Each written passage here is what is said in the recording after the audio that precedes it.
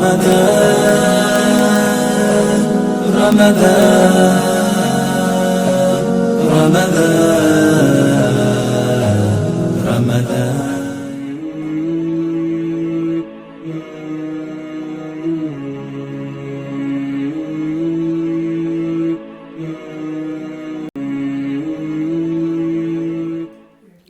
الحمدللہ رب العالمین والصلاة والسلام علی سید المرسلین وعلی آلہ وصحبہ اجمعین۔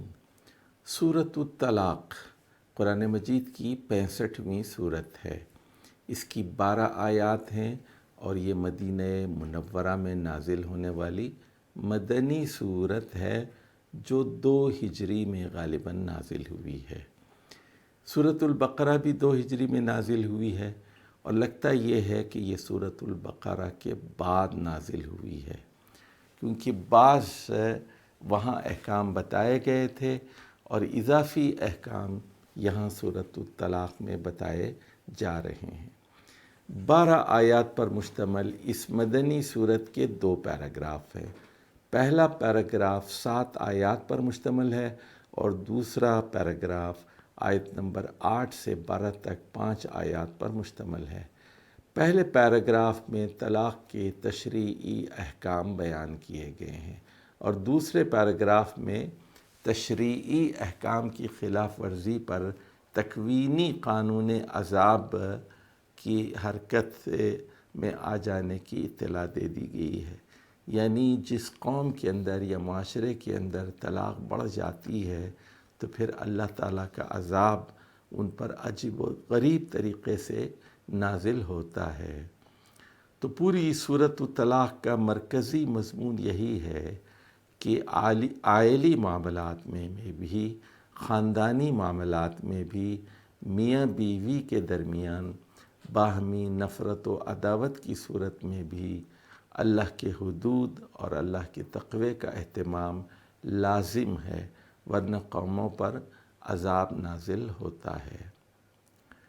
اب دیکھیے ہم ابتدائی 7 آیات کا پہلے جائزہ لیتے ہیں۔ فرمایا گیا اعوذ باللہ من الشیطان الرجیم بسم اللہ الرحمن الرحیم یا ایہا النبی اذا طلقتم النساء فطلقوہن لعدتہن۔ دیکھیے پہلے خطاب تو ہے نبی سے، یا ایہا النبی، اس کے بعد یکایک خطاب بدل جاتا ہے مسلمانوں سے، اور واحد کے بجائے یہاں جمع کا صیغہ استعمال ہو رہا ہے، اذا طلقتم النساء، کہ اے مسلمانوں اگر تم اپنی بیویوں کو طلاق دو، فطلقوہن لعدتہن، تو ان کو ایک عدت کے لیے طلاق دو، ایک مدت کے لیے طلاق دو۔ یعنی دیکھیے اس میں جو نقطہ اہم ہے کہ فوراً طلاق دے کر فارغ نہیں کیا جا سکتا۔ آپ اس کو طلاق دیتے ہیں، طلاق طلاق طلاق، اور کہتے ہیں جاؤ تم اپنے گھر جاؤ، فارغ ہو گئی ہو تم، یہ نہیں کیا جا سکتا۔ کیا پہلا حکم کیا ہے؟ فطلقوہن لعدتہن، ایک عدت ہے اور اس کے لیے طلاق دی جانی چاہیے۔ پہلے میں آیت مکمل کر لوں اور پھر ہم دوبارہ مضامین پر آئیں گے۔ وَأَحْصُوا الْعِدَّةَ، عدت کو گنتے رہو۔ عدت مختلف ہے، اس کی وضاحت بعد میں کروں گا۔ عدت کو گنتے رہو کہ 1 مہینہ ہو گیا، 2 مہینہ ہو گئے، اب اتنا وقت گزر گیا، اتنا وقت گزر گیا، 20 دن باقی ہیں، 10 دن باقی ہیں، 5 دن باقی ہیں، 4 دن باقی ہیں، 3 دن باقی ہیں۔ عدت کو گنتے رہو، یعنی جس دن طلاق دی ہے، جس وقت طلاق دی ہے، جس مہینے میں طلاق دی ہے، اس کو یاد رکھنا، نوٹ کرنا، یہ بہت ضروری ہے۔ یہ نہیں ہے کہ آپ منہ سے بس طلاق کا لفظ نکال دیں۔ وَاتَّقُوا اللَّهَ رَبَّكُمْ، اس اللہ سے ڈرو جو تم لوگوں کا مالک ہے، رکھوالا ہے، جو پرورش کرتا ہے، دیکھ بھال کرتا ہے، تم لوگوں کا رب ہے، اس اللہ سے ڈرو۔ لا تخرجوہن من بیوتہن، فرمایا گیا کہ اپنی بیویوں کو ان کے گھر سے مت نکالو۔ یعنی عدت کے اندر بیوی کو گھر سے نہیں نکالا جا سکتا۔ ایک طلاق دے دی، اب بیوی آپ کے گھر میں رہے گی، عدت وہ شوہر کے گھر میں گزارے گی، عدت وہ شوہر کے بیڈ روم میں گزارے گی، ان کو نکالا نہیں جا سکتا، گھر سے نکالا نہیں جا سکتا۔ تو یہ ہے دیکھیے اسلام کی حکمت ہے۔ اور ولا یخرجنا، اور عورتیں خود بھی نہ نکلیں۔ اب بعض عورتیں بڑی متکبر ہوتی ہیں، مغرور ہوتی ہیں، ان کو اپنے باپ کی دولت اور خاندان پر ناز ہوتا ہے، اپنے بھائیوں پر ناز ہوتا ہے کہ میرا باپ فلاں ہے، میرے بھائی کمشنر ہیں، ڈپٹی کمشنر ہے، آئی جی پولیس ہیں، جرنل ہے، اس کی یہ مجال کہ یہ مجھے طلاق دے۔ تو وہ کیا کرتی ہیں، فوراً ٹیکسی منگاتی ہیں، گاڑی منگاتی ہیں، فون منگواتی ہیں، اسی وقت وہ گھر سے نکل جاتی ہیں۔ اللہ تعالیٰ ایسی تمام عورتوں کو تاکید کرتا ہے کہ طلاق کے بعد وہ شوہر کے گھر سے نہ نکلیں اور عدت شوہر کے گھر میں گزاریں۔ آگے مزید گفتگو ہوگی۔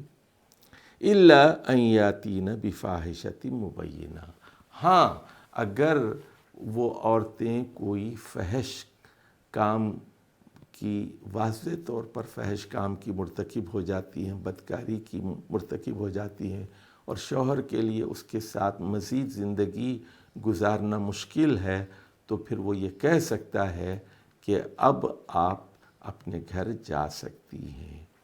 اور فاحشۃ مبینہ میں یہ ہے کہ ایک صحابی کی بیوی بہت گالی گلوچ سے کام لیتی تھی، تو آپ نے صلی اللہ علیہ وسلم سے آپ نے مشورہ کیا، تو آپ صلی اللہ علیہ وسلم نے فرمایا کہ اذن طلقو ہاں، فرمایا کہ پھر ایسی صورت میں اس کو تم طلاق دے دو۔ اگر وہ بد زبان ہے تو بد زبان خواتین اگر وہ بات مانتی نہیں تو انہیں طلاق دی جا سکتی ہے۔ اور اس کے بعد فرمایا گیا تلک حدود اللہ، یہ اللہ کی حدیں ہیں، اللہ کی مقرر کردہ حدیں ہیں۔ کیا ہیں وہ حدیں؟ نمبر 1 کہ ایک عدت کے لیے طلاق دینا اور فوراً گھر سے نہ نکالنا، فوراً فارغ نہ کرنا، عدت کو گنتے رہنا، اور بیوی کو گھر سے ہرگز نہ نکالنا، اور بیوی کا خود بھی گھر سے خود نہ نکلنا، ان ساری چیزوں کو اللہ تعالیٰ نے حدود اللہ کہا۔ وَمَن يَتَعَدَّ حُدُودَ اللَّهِ فَقَدْ ظَلَمَ نَفْسَهُ، جو اللہ تعالیٰ کی حدود سے تجاوز کرتا ہے وہ اپنے آپ پر ظلم کرتا ہے۔ لا تدری لعل اللہ یحدث بعد ذلک امرا، آپ نہیں جانتے کہ ہو سکتا ہے اللہ تعالیٰ اس کے بعد کوئی صورت پیدا فرمائے یا کوئی حکم نازل فرمائے۔ اب آ جائیے دیکھیے، ہمارے ہاں معاشرے میں یہ ایک بہت برا چلن ہے کہ سب سے پہلے میرے پاس یقین کیجئے سب سے جو زیادہ سوالات آتے ہیں وہ طلاق ہی کے بارے میں آتے ہیں، اور زیادہ لوگ جو ملنے آتے ہیں وہ طلاق ہی کے جھگڑے ہوتے ہیں۔ اور اس بارے میں ہماری حکومت خاموش ہے، ہمارے قانون دان خاموش ہے، اور ہمارا میڈیا خاموش ہے، ہمارے شاعر اور ادیب خاموش ہیں، ہمارے علماء اور خطیب مسجدوں میں خاموش ہے۔ کوئی یہ نہیں بتاتا کہ خدا کے بندو ایک طلاق دو، ایک طلاق دو، ایک طلاق دو۔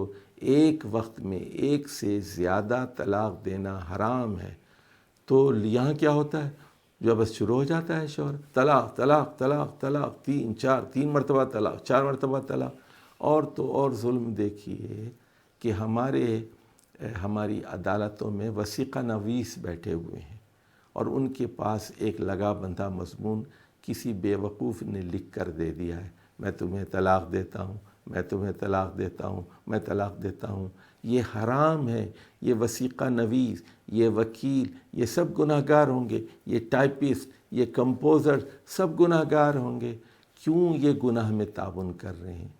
تو کہیں کہ بھائی ایک طلاق دی جاتی ہے، قانون سازی کی جانی چاہیے پارلیمنٹ کے ذریعے کہ جو آدمی ایک سے زیادہ طلاق دے اس کو کوڑے مارے جائیں گے، یا اس کو جیل میں ڈالا جائے گا، یا اس پر بھاری جرمانہ عائد کیا جائے گا اس کے حالات کو دیکھتے ہوئے۔ تو میڈیا کا بہت بڑا کردار ہوتا معاشرے میں۔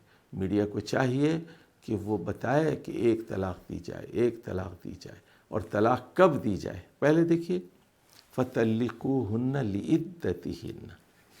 اچھا، طلاق کے بارے میں ایک بات سن لیجئے کہ حیض کی حالت میں طلاق نہیں دی جا سکتی۔ حضرت عبداللہ بن عمر رضی اللہ تعالیٰ نے اپنی بیوی کو حیض کی حالت میں، ناپاکی کی حالت میں طلاق دی تو آپ نے فرمایا راجعھا، رجوع کرو ان سے۔ حضرت عمر کا جب انتقال ہو رہا تھا تو لوگوں نے کہا کہ کیوں نہ ہم آپ کے بیٹے کو خلیفہ بنائیں۔ انہوں نے کہا اس کو تو طلاق دینے کا سلیقہ نہیں ہے، تو وہ تو حیض میں اس نے اپنی بیوی کو طلاق دی تھی۔ حالانکہ حضرت عبداللہ بن عمر بہت ہی نیک تھے، بہت ہی نیک تھے، لیکن حضرت عمر یہ چاہتے تھے کہ ان کا بیٹا ان کا جانشین نہ بنے اور موروثی خلافت نہ ہو، اس لیے سختی سے منع کر دیا۔ اب دیکھیے عدت کیا چیز ہے، ذرا ہم اس کا ذکر کرتے ہیں۔ عدت کیا چیز ہے؟ اگر نکاح ہو گیا ہے، رخصتی نہیں ہوئی ہے اور اس نے طلاق دی ہے تو پھر کوئی عدت نہیں ہے۔ اس کا ذکر سورۃ الاحزاب کی آیت نمبر 49 میں ہوا ہے۔ اچھا، اب دوسری صورت یہ ہے کہ عورت حائضہ ہے، اس کو حیض آتے ہیں، اس کی عدت 3 حیض ہیں۔ اس کا ذکر وہاں سورۃ البقرہ کی آیت میں ہوا ہے، اور 3 جب حیض ہو جائیں گے تو اس کی طلاق کی عدت ختم ہو جائے گی، مدت ختم ہو جائے گی۔ تیسری صورت یہ ہے جس کا ذکر یہاں آیا ہے، اور چوتھی صورت اس کا ذکر بھی یہیں آگے چل کر ہوگا سورہ طلاق میں، وہ یہ ہے کہ کسی خاتون کا کسی وجہ سے ابھی حیض شروع ہی نہیں ہوا، وہ 14-15 سال کی ہو چکی ہے لیکن حیض شروع نہیں ہوا، 20 سال کی ہو چکی ہے، حیض شروع نہیں ہوا، تو ایسی خاتون کی عدت 3 مہینے ہوں گے، لونر منس، شمسی مہینے نہیں، جنوری فروری کے حساب سے قمری مہینے، محرم صفر ربیع الاول، اس کا اعتبار کیا جائے گا۔ اور وہ عورتیں جو بوڑھی ہو چکی ہیں، 50 کی 55 کی ہو چکی ہیں، مینوپاز سے گزر چکی ہیں اور اب ان کا حیض بند ہو چکا ہے، تو ایسی عورتوں کی عدت بھی 3 قمری مہینے ہیں، 3 قمری مہینے ہیں۔ اور تو اچھا، اور بیوہ کی عدت تو آپ جانتے ہیں کہ وہ 4 مہینے 10 دن ہے۔ اور اگر عورت نے خلا لیا ہے تو ایسی صورت میں اس کی عدت صرف 1 حیض ہوگی، حیدۃ واحدہ، 1 حیض ہوگی، یہ خلا کی صورت میں ہے۔ اب یہ عدت کا مقصد کیا ہے تو ذرا ہم اس پر روشنی ڈالتے ہیں۔ یہ کیوں کہا گیا فَطَلِّقُوهُنَّ لِعِدَّتِهِنَّ؟ اے مسلمانوں، اگر تم اپنی بیویوں کو طلاق دو تو ایک خاص مدت کو دو۔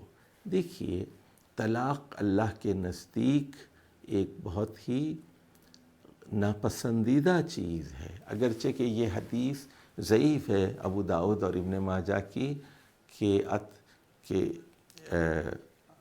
ابغض الحلال الی اللہ عز وجل الطلاق، اللہ کے نزدیک، اللہ عز وجل کے پاس سب سے ناپسندیدہ چیز حلال کاموں میں وہ طلاق ہے۔ حدیث ضعیف ہے لیکن اس کا مضمون صحیح ہے۔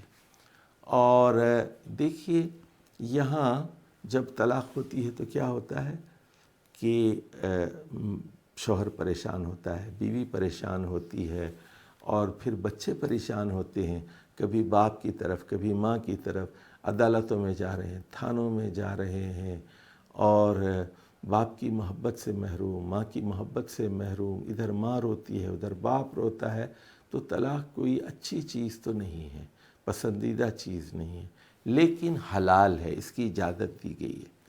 یعنی جیسے ایک ایمرجنسی ڈور ہوتا ہے، یعنی جیسے مثال کے طور پر اگر گھر میں آگ لگ جائے اور آپ ایسا لگتا ہے کہ آپ جل کر مر جائیں گے، تو آپ کیا کرتے ہیں؟ کھڑکی توڑ دیتے ہیں،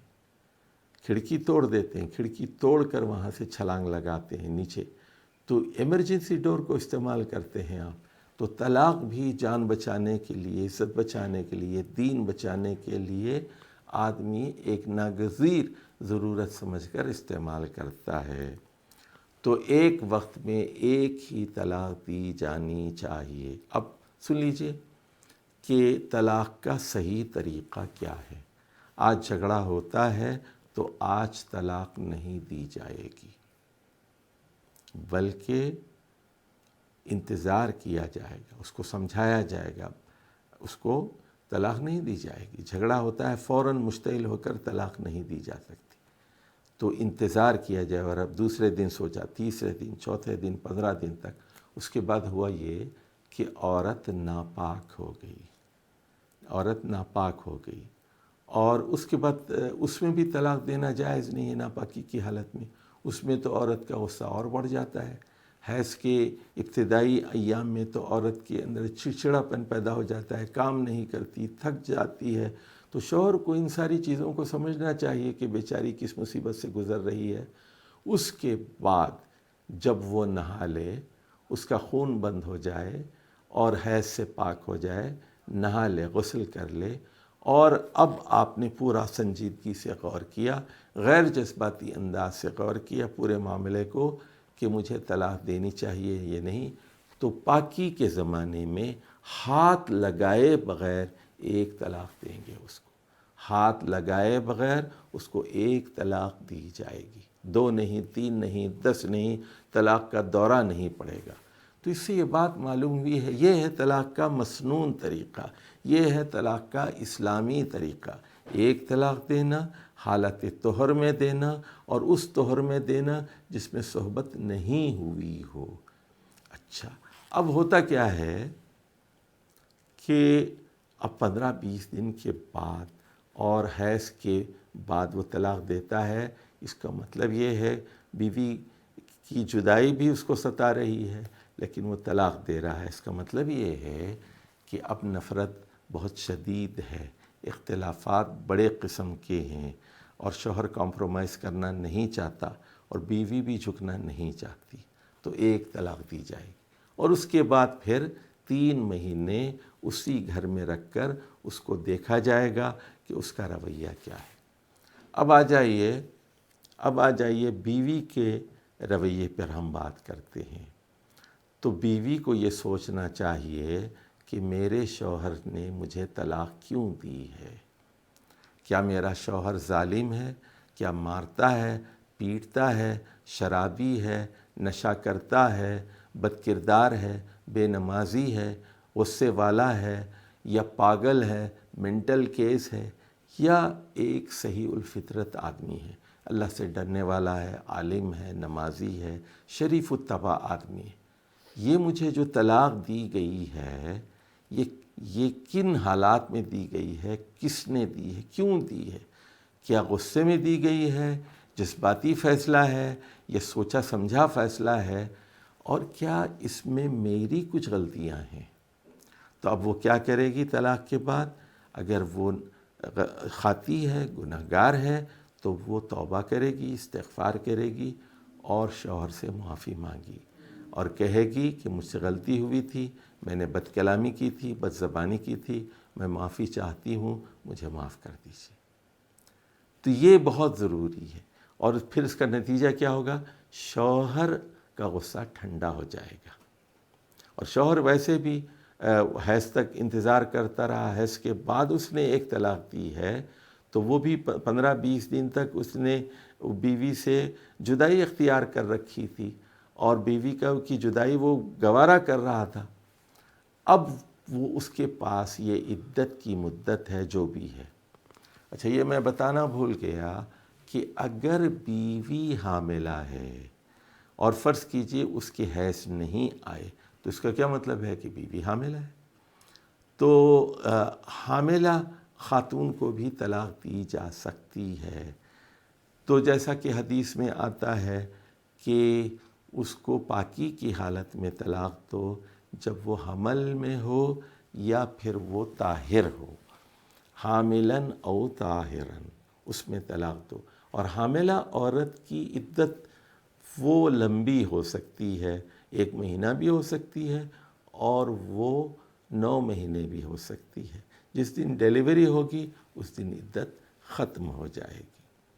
اچھا، اب آ جائیے کہ شوہر کے رویے پہ ہم بات کرتے ہیں اور بیوی کے رویے پہ بات کرتے ہیں۔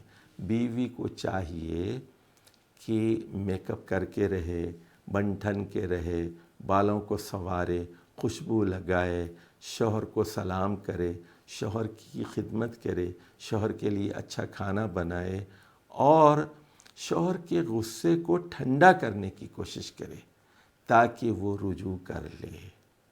شوہر کو رجوع پر بیوی مجبور کرے تو معاملہ ختم ہو جاتا ہے۔ اسی میں شوہر کی بھلائی ہے، اسی میں بیوی کی بھلائی ہے، اس میں پھر معصوم بچوں کی بھلائی ہے، بے گناہ بچوں کی بھلائی ہے اس میں۔ یہ ہے اسلام کا طریقہ کار خاندان کو بچانے کے لیے۔ تو فرمایا گیا طلقوہن لعدتہن۔ اچھا، اب ہم کچھ بات رجوع کے بارے میں کرتے ہیں۔ دیکھیے، طلاق کے بارے میں بات سمجھ لیجیے۔ طلاق زبانی بھی ہو سکتی ہے، تحریری بھی ہوگی۔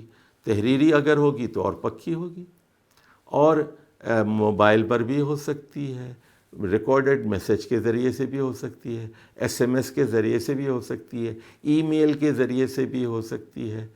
ایک مرتبہ آپ کہتے ہیں میں طلاق دیتا ہوں تمہیں، یہ وقت ہے، یعنی 12 محرم اور یہ سن ہے اور دن کے 11:15 ہو رہے ہیں، ٹائم لکھ دیجئے، وقت لکھ دیجئے، تاریخ لکھ دیجئے، دن لکھ دیجئے۔ آپ زبانی یا تحریری طور پر طلاق دے سکتے۔ اب آ جائیے رجوع کا کیا طریقہ ہے۔ رجوع بھی زبان سے کیا جا سکتا ہے۔ آپ صرف اتنا کہہ دیں میں نے تم سے طلاق دی تھی، میں نے تمہیں طلاق دی تھی، اب میں تم سے رجوع کر رہا ہوں۔ دوسرا طریقہ یہ ہے کہ آپ اسی ٹیکسٹ میں لکھ سکتے ہیں کہ میں نے تمہیں طلاق دی تھی اور تمہارا معافی کا میسج آ گیا مجھے تو میں نے رجوع کر لیا ہے۔ اسی ای میل پہ لکھ دیں کہ میں نے طلاق دی تھی، رجوع کر لیا ہے۔ تو اسی ٹیکسٹ میں، اسی ای میل میں یہ خط آپ کو بھیجا گیا تھا، تو وہ خط کے جواب میں آپ نے خط بھیج دیا میں معافی چاہتی ہوں، تو اس معافی نامے کے اوپر آپ نے لکھ دیا کہ میں نے رجوع کر لیا ہے۔ تحریری طور پر آپ نے رجوع کر لیا، معاملہ ختم ہو گیا۔ یا پھر جسمانی طور پر بھی رجوع ہو سکتا ہے۔ آپ بیوی کے ساتھ آپ صحبت کر لیتے ہیں اور آپ کا رجوع ہو جاتا ہے۔ تو رجوع کے یہ 3 طریقے میں نے بتائے۔ زبانی طور پر بھی رجوع ہو سکتا ہے، تحریری طور پر بھی رجوع ہو سکتا ہے، اور جسمانی اتصال کے نتیجے میں بھی رجوع ہو سکتا ہے۔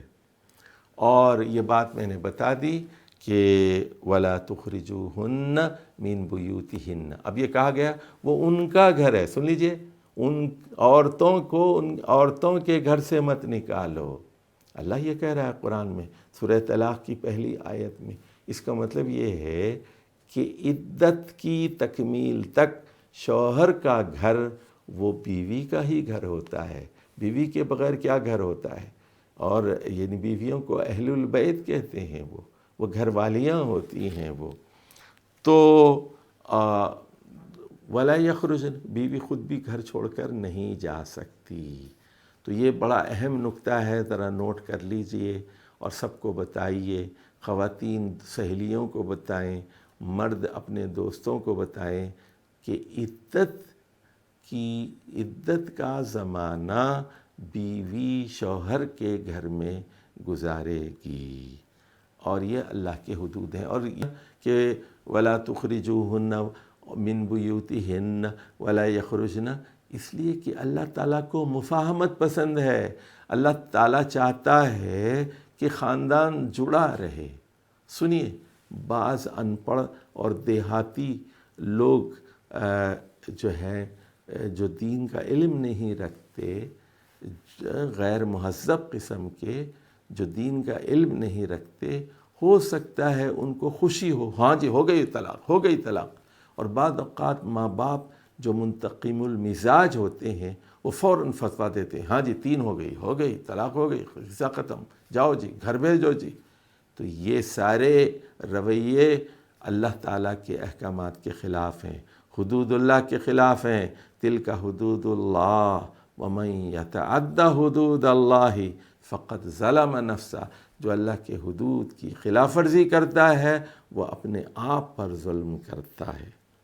چلیے جی، اب اس کے بعد آیت نمبر 2 کی طرف ہم آتے ہیں۔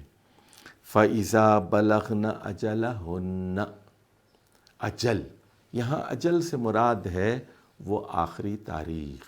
مثال کے طور پر چلیے ہم ایک مثال دیتے ہیں۔ فرض کیجئے 12 محرم کو طلاق دی گئی، 12 صفر، 12 ربیع الاول اور 12 ربیع الثانی۔ 12 ربیع الثانی وہ 3 مہینے ہیں، اور عورت ہے 60 سال کی یا 55 سال کی، اس کا حیض بند ہو چکا ہے، غیر حائضہ ہے، 3 مہینے اس کی عدت ہے، 3 مہینے 12 محرم سے 12 ربیع الثانی تک۔ 11 بجے طلاق دی گئی تھی، 11 بجے تک اس کا وقت ہے، اجل ہے۔ تو یہ ان 3 مہینوں میں رجوع کیا جا سکتا ہے۔ اب کہ اللہ کیا کہتا ہے؟ فَإِذَا بَلَغْنَ أَجَلَهُنَّ، اور پہلی آیت میں کیا کہا تھا؟ وَأَحْصُوا الْعِدَّةَ، گنتے رہو، وہاں کیلنڈر پہ لکھ کے لگا دو 12 محرم کو 11 بجے طلاق دی گئی تھی، اور 12 صفر، ربیع الاول، ربیع الثانی، 12 ربیع الثانی کو 11 بجے تک رجوع کا وقت ہے، لکھ کر لگا دیجئے۔ اللہ نے کہا وَأَحْصُوا الْعِدَّةَ، گنتے رہو کتنے دن باقی ہیں، کتنے گھنٹے باقی ہیں۔ اچھا، اب اس کے بعد کیا کرنا ہے کہ فَأَمْسِكُوهُنَّ بِمَعْرُوفٍ أَوْ فَارِقُوهُنَّ بِمَعْرُوفٍ۔ اس کا کیا مطلب ہے؟ اب اجل آ گئی تو ان کو روک لو، ٹھیک ہے، کہیں کہ میں رجوع کرتا ہوں، یا پھر بھلے طریقے سے رخصت کر دو، یا تو بھلے طریقے سے تھامے رہو، فَأَمْسِكُوهُنَّ أَوْ فَارِقُوهُنَّ بِمَعْرُوفٍ۔ بھلے طریقے سے کا کیا مطلب ہے؟ اس کو گالی دینے کی ضرورت نہیں ہے، اس کے ماں باپ کو برا بھلا کہنے کی ضرورت نہیں ہے کہ تمہارا خاندان ایسا ہے، تمہارا باپ ایسا ہے، تمہاری ماں ایسی ہے، تمہاری بہن ایسی ہے۔ کیا ضرورت ہے آپ کو گناہ کمانے کی؟ نہیں بنی، وہ آپ کے بچوں کی ماں ہے اور آپ کے ساتھ رہ چکی ہے، تو کہیے کہ بھئی تمہاری میری اب بنتی نہیں، ہمیں ایک دوسرے سے الگ ہو جانا چاہیے، یہ لو، یہ تمہارا مہر 10,000 روپے تھا، میں اس میں 2,000 زیادہ دے رہا ہوں، وقت آ گیا ہے، 3 مہینے پورے ہو چکے ہیں، یہ لو 12,000 روپے، السلام علیکم ورحمۃ اللہ وبرکاتہ۔ معروف کے طریقے سے، یہ تمہارا سامان تھا، یہ تمہارے کپڑے ہیں، یہ تمہارا زیور ہے، یہ تمہارے تحفے ہیں، میں نے یہ تحفے دیے تھے تم کو، یہ تحفے لے جاؤ، یہ مہر لے جاؤ، یہ تمہارا اپنا سامان ہے، یہ سب لے جاؤ، السلام علیکم ورحمۃ اللہ۔ معروف کے مطابق ان کو جدا کر دو۔ وَأَشْهِدُوا ذَوَيْ عَدْلٍ مِّنْكُمْ، اور اس وقت 2 گواہ بنا لو اور بتا دو، 2 گواہوں کو بلا لو، کم سے کم اور لوگ بھی ہو سکتے ہیں، ذمہ دار بڑے لوگ، سنجیدہ لوگ، کہ میں نے 12 محرم کو طلاق دی تھی، آج 12 ربیع الثانی ہے، 3 مہینے ہو چکے ہیں، عدت پوری ہو چکی ہے، عدت میں نے رجوع نہیں کیا اور نکاح ختم ہو رہا ہے، اور یہ گواہ جو ہیں وہ عادل ہوں، نمازی ہوں، انصاف پسند ہو، جھوٹ بولنے والے نہ ہوں، سچ کی گواہی دینے والے ہوں۔ اور اس کے بعد اللہ تعالیٰ گواہوں سے کہہ رہا ہے وَأَقِيمُوا الشَّهَادَةَ لِلَّهِ، اے گواہی دینے والو اللہ کے لیے گواہی دو، اللہ کے لیے گواہی دو، نہ تم خاتون کی بیجا حمایت اور وکالت کرو، نہ تو تم مرد کی بیجا حمایت اور وکالت کرو۔ تم نے صلح صفائی کی کوشش کی جو ناکام ہو گئی، اور اب عدت کا وقت مکمل ہو چکا ہے اور اب جو ہے رخصت کیا جا رہا ہے۔ ذَلِكُمْ يُوعَظُ بِهِ مَنْ كَانَ يُؤْمِنُ بِاللَّهِ وَالْيَوْمِ الْآخِرِ، یہ نصیحتیں ہر اس شخص کو کی جا رہی ہیں، یہ نصیحتیں ہر اس شخص کو کی جا رہی ہیں جو اللہ پر اور قیامت کے دن پر ایمان رکھتا ہے۔ یعنی جو اللہ اور قیامت کے دن پر ایمان ہی نہیں رکھتا، ایمان ہی نہیں ہے اس کا، تو وہ تو جھوٹی گواہی دے گا، وہ تو کہے گا کہ اسلام کے خلاف بات کرے گا، وہ تو کہے گا کہ فوراً نکاح ٹوٹ گیا ہے۔ تو ایسا مت کرو۔ وَمَن يَتَّقِ اللَّهَ يَجْعَل لَّهُ مَخْرَجًا۔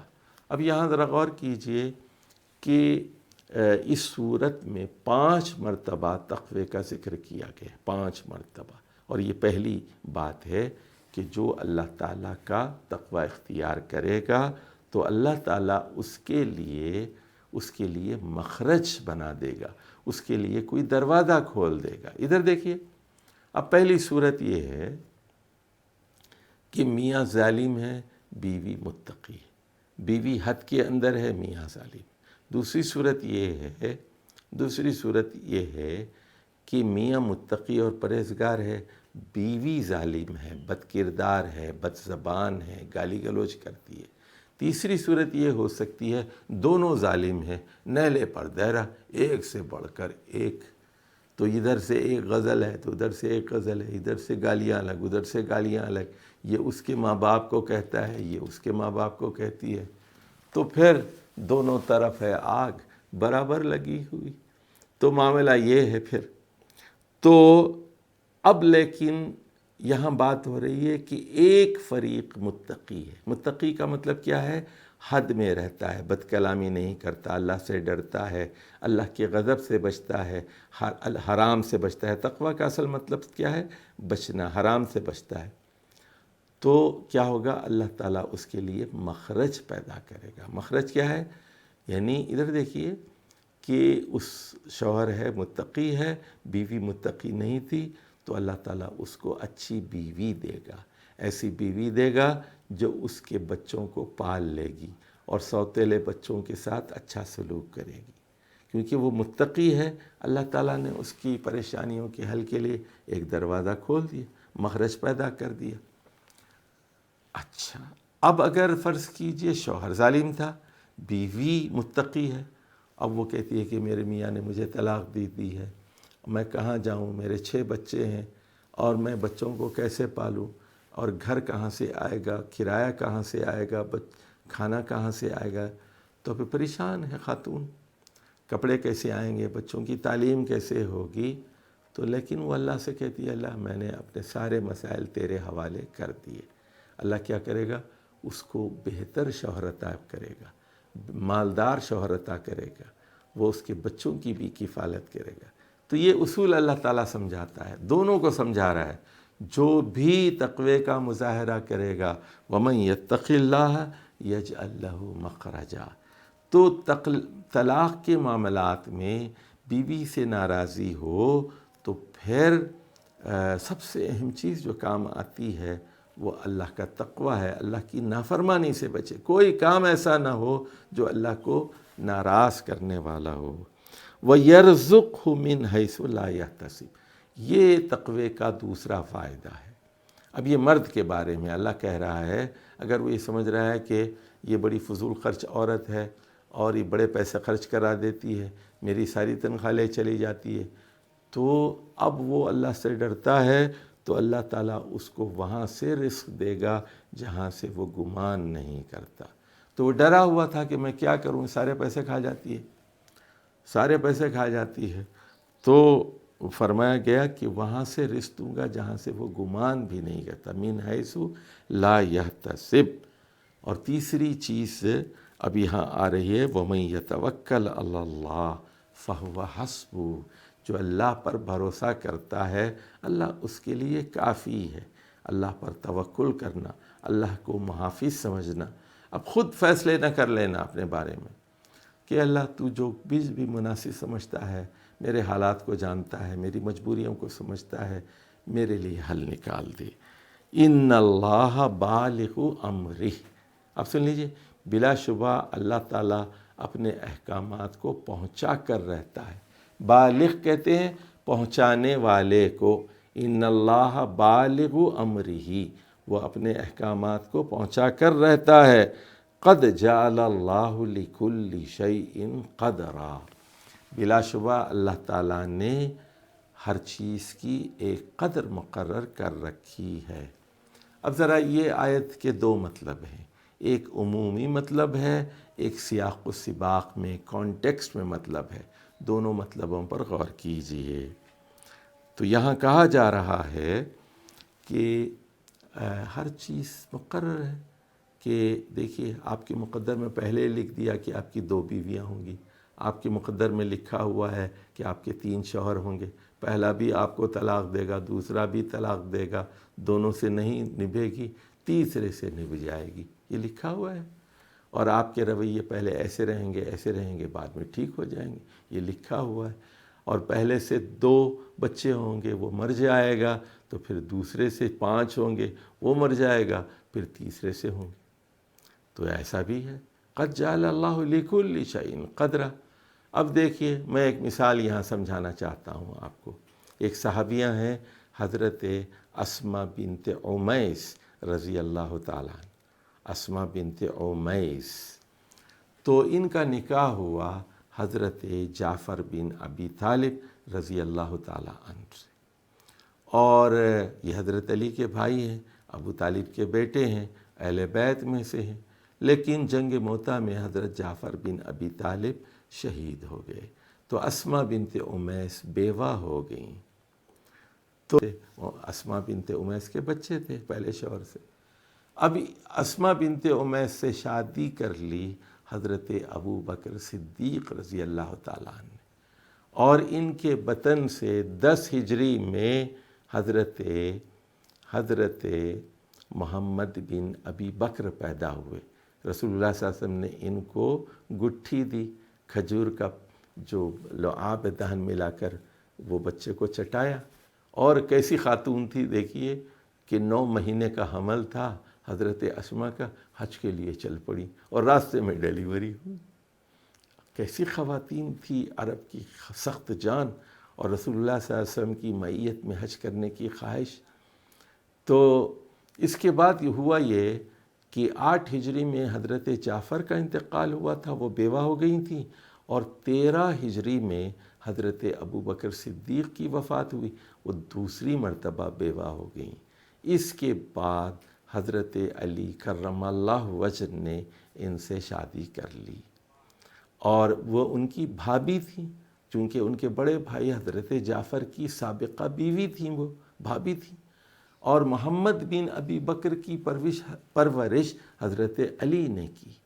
تو دیکھیے اب اسماء بنت عمیس رضی اللہ تعالیٰ عنہ کو وہاں کی میراث بھی ملی، حضرت جعفر کی میراث بھی ملی، اور حضرت ابو بکر کی میراث بھی ملی، اور حضرت علی کی بھی۔ تو اس میں اللہ تعالیٰ مقدر، قد جعل اللہ لکل شیء قدرا۔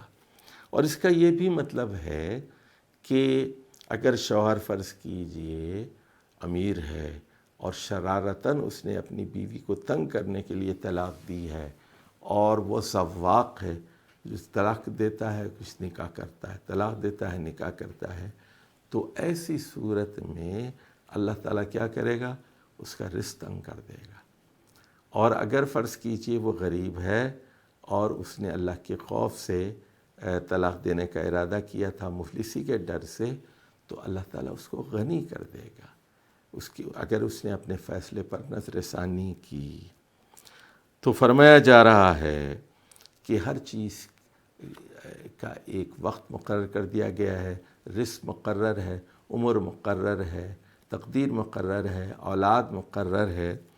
اس کے بعد کہا جا رہا ہے واللائی یئسن من المحیض، وہ بوڑھی عورتیں 50 سال کے بعد والی جو حیض سے مایوس ہو چکی ہیں، جن کا حیض بند ہو چکا ہے، من نسائکم، تمہاری بیویوں میں سے، ان ارتبتم، اگر تمہیں کوئی شک ہے تو سنو، فعدتہن ثلاثۃ اشہر، ان کی عدت 3 مہینے ہوگی، یعنی 3 قمری مہینے، چاند کے 3 مہینے، واللائی لم یحض، اور وہ لڑکی بھی جس کا حیض ابھی شروع نہیں ہوا، 15 سال کی ہو گئی، 20 سال کی ہو گئی، 25 سال کی ہو گئی، لیکن حیض ہی شروع نہیں ہوا۔ اب اس کے بعد ایک اور بات عدت کے سلسلے میں آ رہی ہے، وَأُولَاتُ الْأَحْمَالِ أَجَلُهُنَّ أَن يَضَعْنَ حَمْلَهُنَّ، اور حمل والی عورتیں تو سنو ان کی عدت وضع حمل ہے، جس دن ڈیلیوری ہوگی، جس دن زچگی ہوگی، اس دن عدت ختم ہو جائے گی۔ اب دیکھیے تقوی کے سلسلے میں ایک اور بات آ رہی ہے، وَمَن يَتَّقِ اللَّهَ يَجْعَل لَّهُ مِنْ أَمْرِهِ يُسْرًا۔ تو اے مرد، اے عورت، لڑائی جھگڑا بند کرو اور اللہ کا تقوی اختیار کرو، اللہ کی حد میں رہو، اللہ کی نافرمانی سے بچو۔ تو جو اللہ کا تقوی اختیار کرتا ہے، اللہ کی حد میں رہتا ہے، یجعل لہ من امرہ یسرا، ایسے شخص کو اللہ تعالیٰ اپنی خاص عنایت سے آسانیاں پیدا کرے گا، آسانیاں پیدا کرے گا۔ تو تقوی ایک ایسی چیز ہے جو آسانیاں لے کر آتی ہے۔ اب سن لیجیے، یہ سارے احکام بتانے کے بعد اللہ کہتا ہے ذَلِكَ أَمْرُ اللَّهِ أَنزَلَهُ إِلَيْكُمْ، اے مسلمانوں یہ اللہ کے احکامات ہیں جو تم لوگوں کی طرف نازل کیے گئے ہیں۔ ذَلِكَ أَمْرُ اللَّهِ أَنزَلَهُ إِلَيْكُمْ، اے مسلمانوں یہ وہ احکام ہیں، امر اللہ ہے، احکام ہے، فرائض ہے، امر ہے، حکم ہے، انزل اللہ الیکم، اللہ نے تم لوگوں کی طرف نازل کیے ہیں۔ اس سے تمہارا خاندانی نظام انٹیکٹ اور مربوط رہے گا اور افراتفری نہیں ہوگی، تمہیں بیویوں، شوہروں اور بچوں سے آنکھوں کی ٹھنڈک ملے گی۔ خاندان کو مضبوط رکھو، طلاق سے بچو، یہ احکامات فرض ہیں۔ اور فرمایا وَمَن يَتَّقِ اللَّهَ، اب تقوی کے دو اور فوائد اللہ تعالیٰ بتاتا ہے، جو اللہ کا تقوی اختیار کرے گا یکفر عنہ سیئاتہ، تو اس کے چھوٹے گناہ جو لڑائی جھگڑا اس میں ہوا وہ اللہ تعالیٰ معاف کر دے گا، وَيُعْظِمْ لَهُ أَجْرًا، اور عزم کے لحاظ یوجم لہو اجرا، اجر و ثواب کے اعتبار سے اس کو عظمت عطا کی جائے گی۔ اب اگلا حکم آ رہا ہے، دیکھیے اسکنوہن من حیث سکنتم، تو جہاں آپ تھے وہیں پر ٹھہرائیے۔ اب تکلیف مت دیجیے بیوی کو، یعنی آپ کی پہلے آپ 5,000 کا مکان لے کر دیا تھا، آپ نے 5,000 کے مکان میں رکھیے، اسی مکان میں رہیے۔ نہیں اب میں نے طلاق دے دی ہے، اب تو میں اس کو 1,000 گھر کے گھر میں رکھوں گا، تو ایسا نہ کیجیے۔ من حیث سکنتم، جہاں آپ رہتے ہیں، من وجدکم، اپنی حیثیت کے مطابق، ولا تضاروہن لتضیقوا علیہن، اور ان کو ستانے کے لیے ان کی زندگی تنگ مت کرو۔ فَإِن كُنَّ أُولَاتِ حَمْلٍ، اگر وہ حاملہ ہیں، فَأَنفِقُوا عَلَيْهِنَّ حَتَّى يَضَعْنَ حَمْلَهُنَّ۔ اب دیکھیے عدت کے دوران ساری معاشی ذمہ داری شوہر کے لیے، شوہر ہی خرچہ برداشت کرے گا جب تک کہ ڈیلیوری نہیں ہوتی یا عدت ختم نہیں ہوتی۔ کھانا، کپڑا، سکنا، رہائش، یہ ساری ذمہ داری شوہر کی ہے۔ ہاں جیسے ہی عدت ختم ہو جائے گی شوہر کی ذمہ داری ختم۔ ہاں بچوں کی ذمہ داری رہے گی، بچوں کی ساری ذمہ داری کا بوجھ وہ شوہر کے ذمہ ہے، عورت کے ذمہ نہیں ہے۔ اور فَإِنْ أَرْضَعْنَ لَكُمْ فَآتُوهُنَّ أُجُورَهُنَّ، اب دیکھیے آپ نے اپنی بیوی کو طلاق دے دی اور عدت بھی پوری ہو گئی، اب وہ تمہارے بچے کو دودھ پلا رہی ہیں، تو پھر دودھ کا پیسہ بیوی کو دینا پڑے گا۔ دودھ پلا رہی ہے، آپ کا بیٹا ہے، آپ کی بیٹی ہے، دودھ کے پیسے اس کو دینے پڑیں گے آپ کو، کیونکہ جیسے ہی عدت ختم ہوئی اب نفقہ نہیں ہے، نفقہ ختم ہو گیا۔ نفقہ صرف عدت میں ہوتا ہے اور ڈیلیوری کے بعد کوئی نفقہ نہیں ہے۔ اور وَاعْتَمِرُوا بَيْنَكُمْ بِمَعْرُوفٍ، دودھ پلانے کا کتنا معاوضہ ہوگا یہ بیٹھ کر مشورے سے معروف کے مطابق طے کر لو۔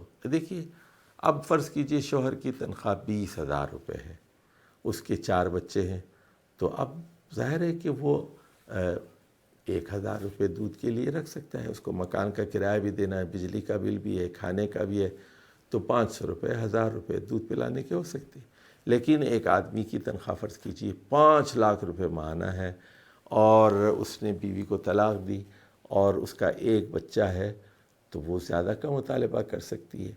تو یہ کیا ہونا چاہیے، اس کا فیصلہ کس پر ہوگا؟ معروف کے مطابق ہوگا، شوہر کی آمدنی کے مطابق ہوگا، شوہر کے اخراجات اور دیگر ذمہ داریوں کے مطابق ہوگا۔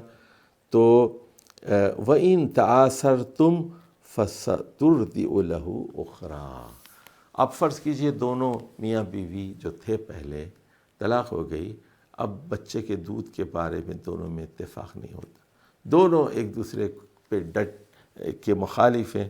وہ کہتی ہے دودھ کے 10,000 لوں گی اس سے، یہ کہتا ہے 500 سے میں ایک دھیلا زیادہ نہیں دوں گا۔ تو پھر ایسی صورت میں کیا کریں گے؟ کوئی دوسری خاتون سے دودھ پلوایا جائے گا اور لڑکے کا باپ یا لڑکی کا باپ اس کے پیسے ادا کرے گا، تو دوسری خاتون پلائے گی۔ اس کے بعد اللہ تعالیٰ کہتا ہے لِيُنْفِقْ ذُو سَعَةٍ مِّن سَعَتِهِ۔ بہت ہی پیارا اور اصولی جملہ ہے، دیکھیے دنیا میں ہر جگہ اس کو اپلائی کیجیے۔ لِيُنْفِقْ ذُو سَعَةٍ مِّن سَعَتِهِ، تو پیسے والے کو، صاحب حیثیت کو، ذو ساعتین کو اپنی حیثیت کے مطابق خرچ کرنا چاہیے۔ تو 5 لاکھ کی تنخواہ والا وہ اپنی حیثیت سے خرچ کرے گا، اور 1 لاکھ والا اپنی حیثیت کے مطابق، 50,000 والا اپنے مطابق، 25,000 والا اپنا مطابق، اور 2,000 تنخواہ والا وہ اپنے مطابق۔ تو وَمَن قُدِرَ عَلَيْهِ رِزْقُهُ فَلْيُنْفِقْ مِمَّا آتَاهُ اللَّهُ۔ اللہ نے جس کا رزق تنگ کر دیا ہے تو وہ خرچ کرے گا اس میں سے جو اللہ تعالیٰ نے اسے دیا ہے۔ اور لا يكلف اللہ نفسا الا ما آتاها، اللہ تعالیٰ کسی نفس کو تکلیف دینا نہیں چاہتا سوائے وہ جو الا ما آتاها، جو کچھ اللہ نے دیا، وہ جو چیزیں وہ ڈیمانڈ کر رہی ہے جو وہ نہیں دے سکتا، اس کے پاس بجٹ نہیں ہے تو پھر نہیں ہوگا۔ سَيَجْعَلُ اللَّهُ بَعْدَ عُسْرٍ يُسْرًا، تو اللہ تعالیٰ بہت جلد، فرمایا گیا کہ عسر کو یسر میں بدل دے گا، یعنی تنگیاں، پریشانیاں، مصیبتیں دور ہو جائیں گی اور آسانیاں فراہم کی جائیں گی۔ اب دیکھیے یہاں سے آیت کا دوسرا پیراگراف شروع ہوتا ہے احکام دیے جانے کے بعد، اور یہاں کہا جا رہا ہے کہ جو قومیں اللہ اور رسول کی نافرمانی کرتی ہیں تو اللہ تعالیٰ ان کو ایسے عذاب میں جکڑتا ہے جس کا جو عجیب و غریب ہوتا ہے، نادر ہوتا ہے۔ وَكَأَيٍّ مِّن قَرْيَةٍ أَتَتْ عَنْ أَمْرِ رَبِّهَا وَرُسُلِهِ، کتنی ہی بستیاں ایسی ہیں جنہوں نے اللہ کے اوامر کی نافرمانی کی اور رسولوں کی بات نہ مانی۔ فَحَاسَبْنَاهَا حِسَابًا شَدِيدًا، تو اللہ نے شدید محاسبہ ان سے کیا، اور وَعَذَّبْنَاهَا عَذَابًا نُكْرًا، سے عذاب میں مبتلا کیا جو بہت ہی عجیب و غریب تھا۔ انزل اللہ، اب اس کے بعد کہا جا رہا ہے کہ اعد اللہ لہم عذابا شدیدا فاتقوا اللہ یا اولی الالباب۔ تو دیکھیے پھر یہاں تقوی کا مطالبہ کیا جا رہا ہے، اے قوموں جو اللہ تعالیٰ اور اللہ کے رسول کے احکامات کی خلاف ورزی کر رہی ہیں، کہ اللہ نے آپ کے لیے ایک دردناک عذاب تیار کر رکھا ہے، لہٰذا اے عقل مندو اللہ سے ڈرو، اللہ سے ڈرو۔ یعنی کیا مطلب ہے؟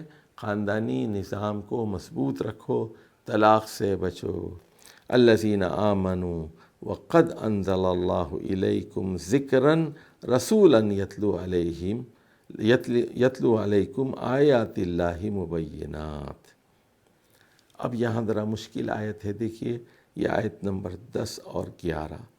تو یہاں قد انزل اللہ علیکم ذکرا، یہاں ذکر سے مراد ہے رسول اللہ صلی اللہ علیہ وسلم، ذکر نازل کیا ہے یعنی رسول اللہ صلی اللہ علیہ وسلم کو نازل کیا ہے۔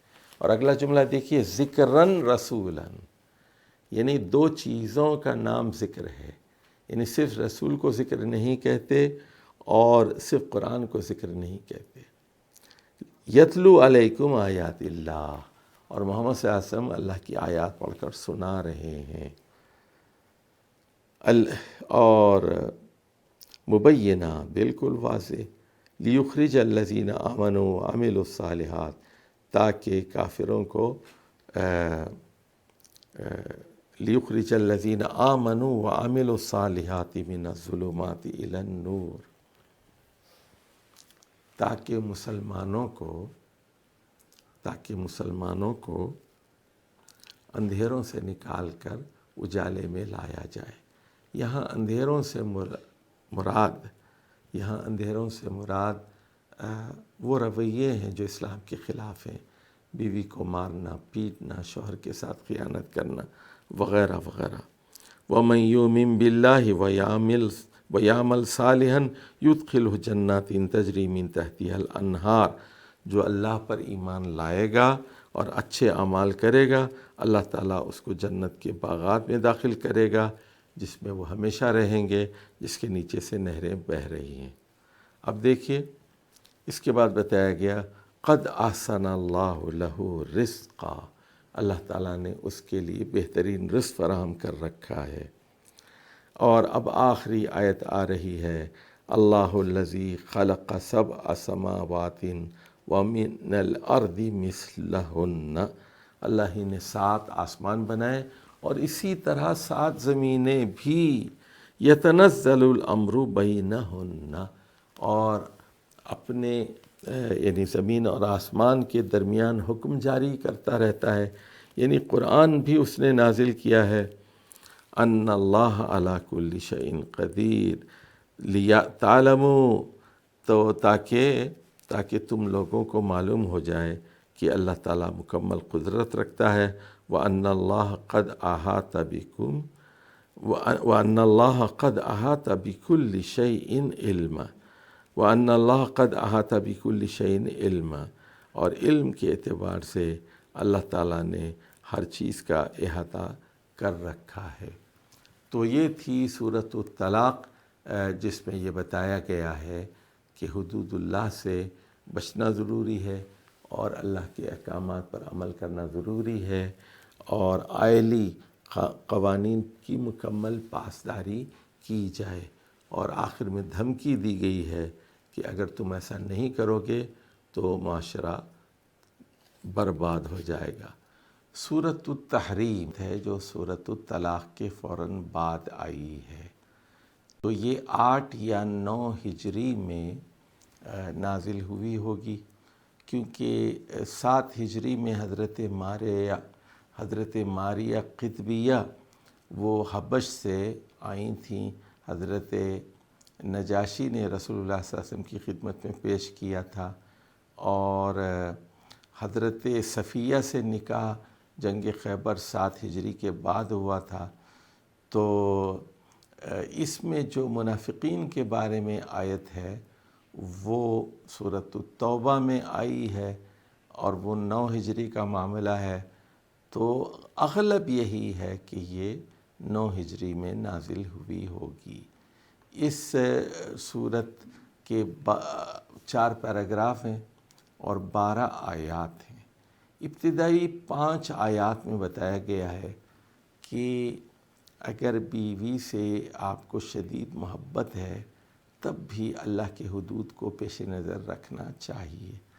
پچھلی صورت میں بتایا گیا تھا طلاق کے اندر اگر بیوی سے آپ کو شدید نفرت ہو چکی ہے اور آپ اس سے الگ ہونا چاہتے ہیں تو فوراً الگ نہیں ہو سکتے، ایک طریقہ ہے، ایک عدت کو فالو کرتے ہوئے آپ آگے بڑھیں، اللہ کے حدود کا خیال رکھیں۔ دوسرا پیراگراف یہ ہے جس میں 3 آیتیں ہیں، 6، 7، 8، اس میں بتایا گیا ہے کہ بیوی بچوں کے بارے میں انسان کو بہت فکر مند ہونا چاہیے۔ قُوْ أَنفُسَكُمْ وَأَهْلِيكُمْ نَارًا، اپنے آپ کو، اپنے گھر والوں کو دوزخ کی آگ سے بچاؤ۔ تیسرا پیراگراف ہے ان منافقین کے بارے میں جو خاندان اور ریاست کے اندر پھوٹ ڈال کر ریاست کو اور خاندان کو کھوکھلا کرتے ہیں۔ آخری پیراگراف میں بتایا گیا کہ میاں اور بیوی کا اپنا اپنا ایمان الگ الگ ہوتا ہے۔ نہ بیوی کی وجہ سے شوہر جنت یا دوزخ میں جائے گا اور نہ شوہر کی وجہ سے بیوی جنت یا دوزخ میں جائے گی۔ تو دونوں کا ایمان اپنی اپنی جگہ ہے۔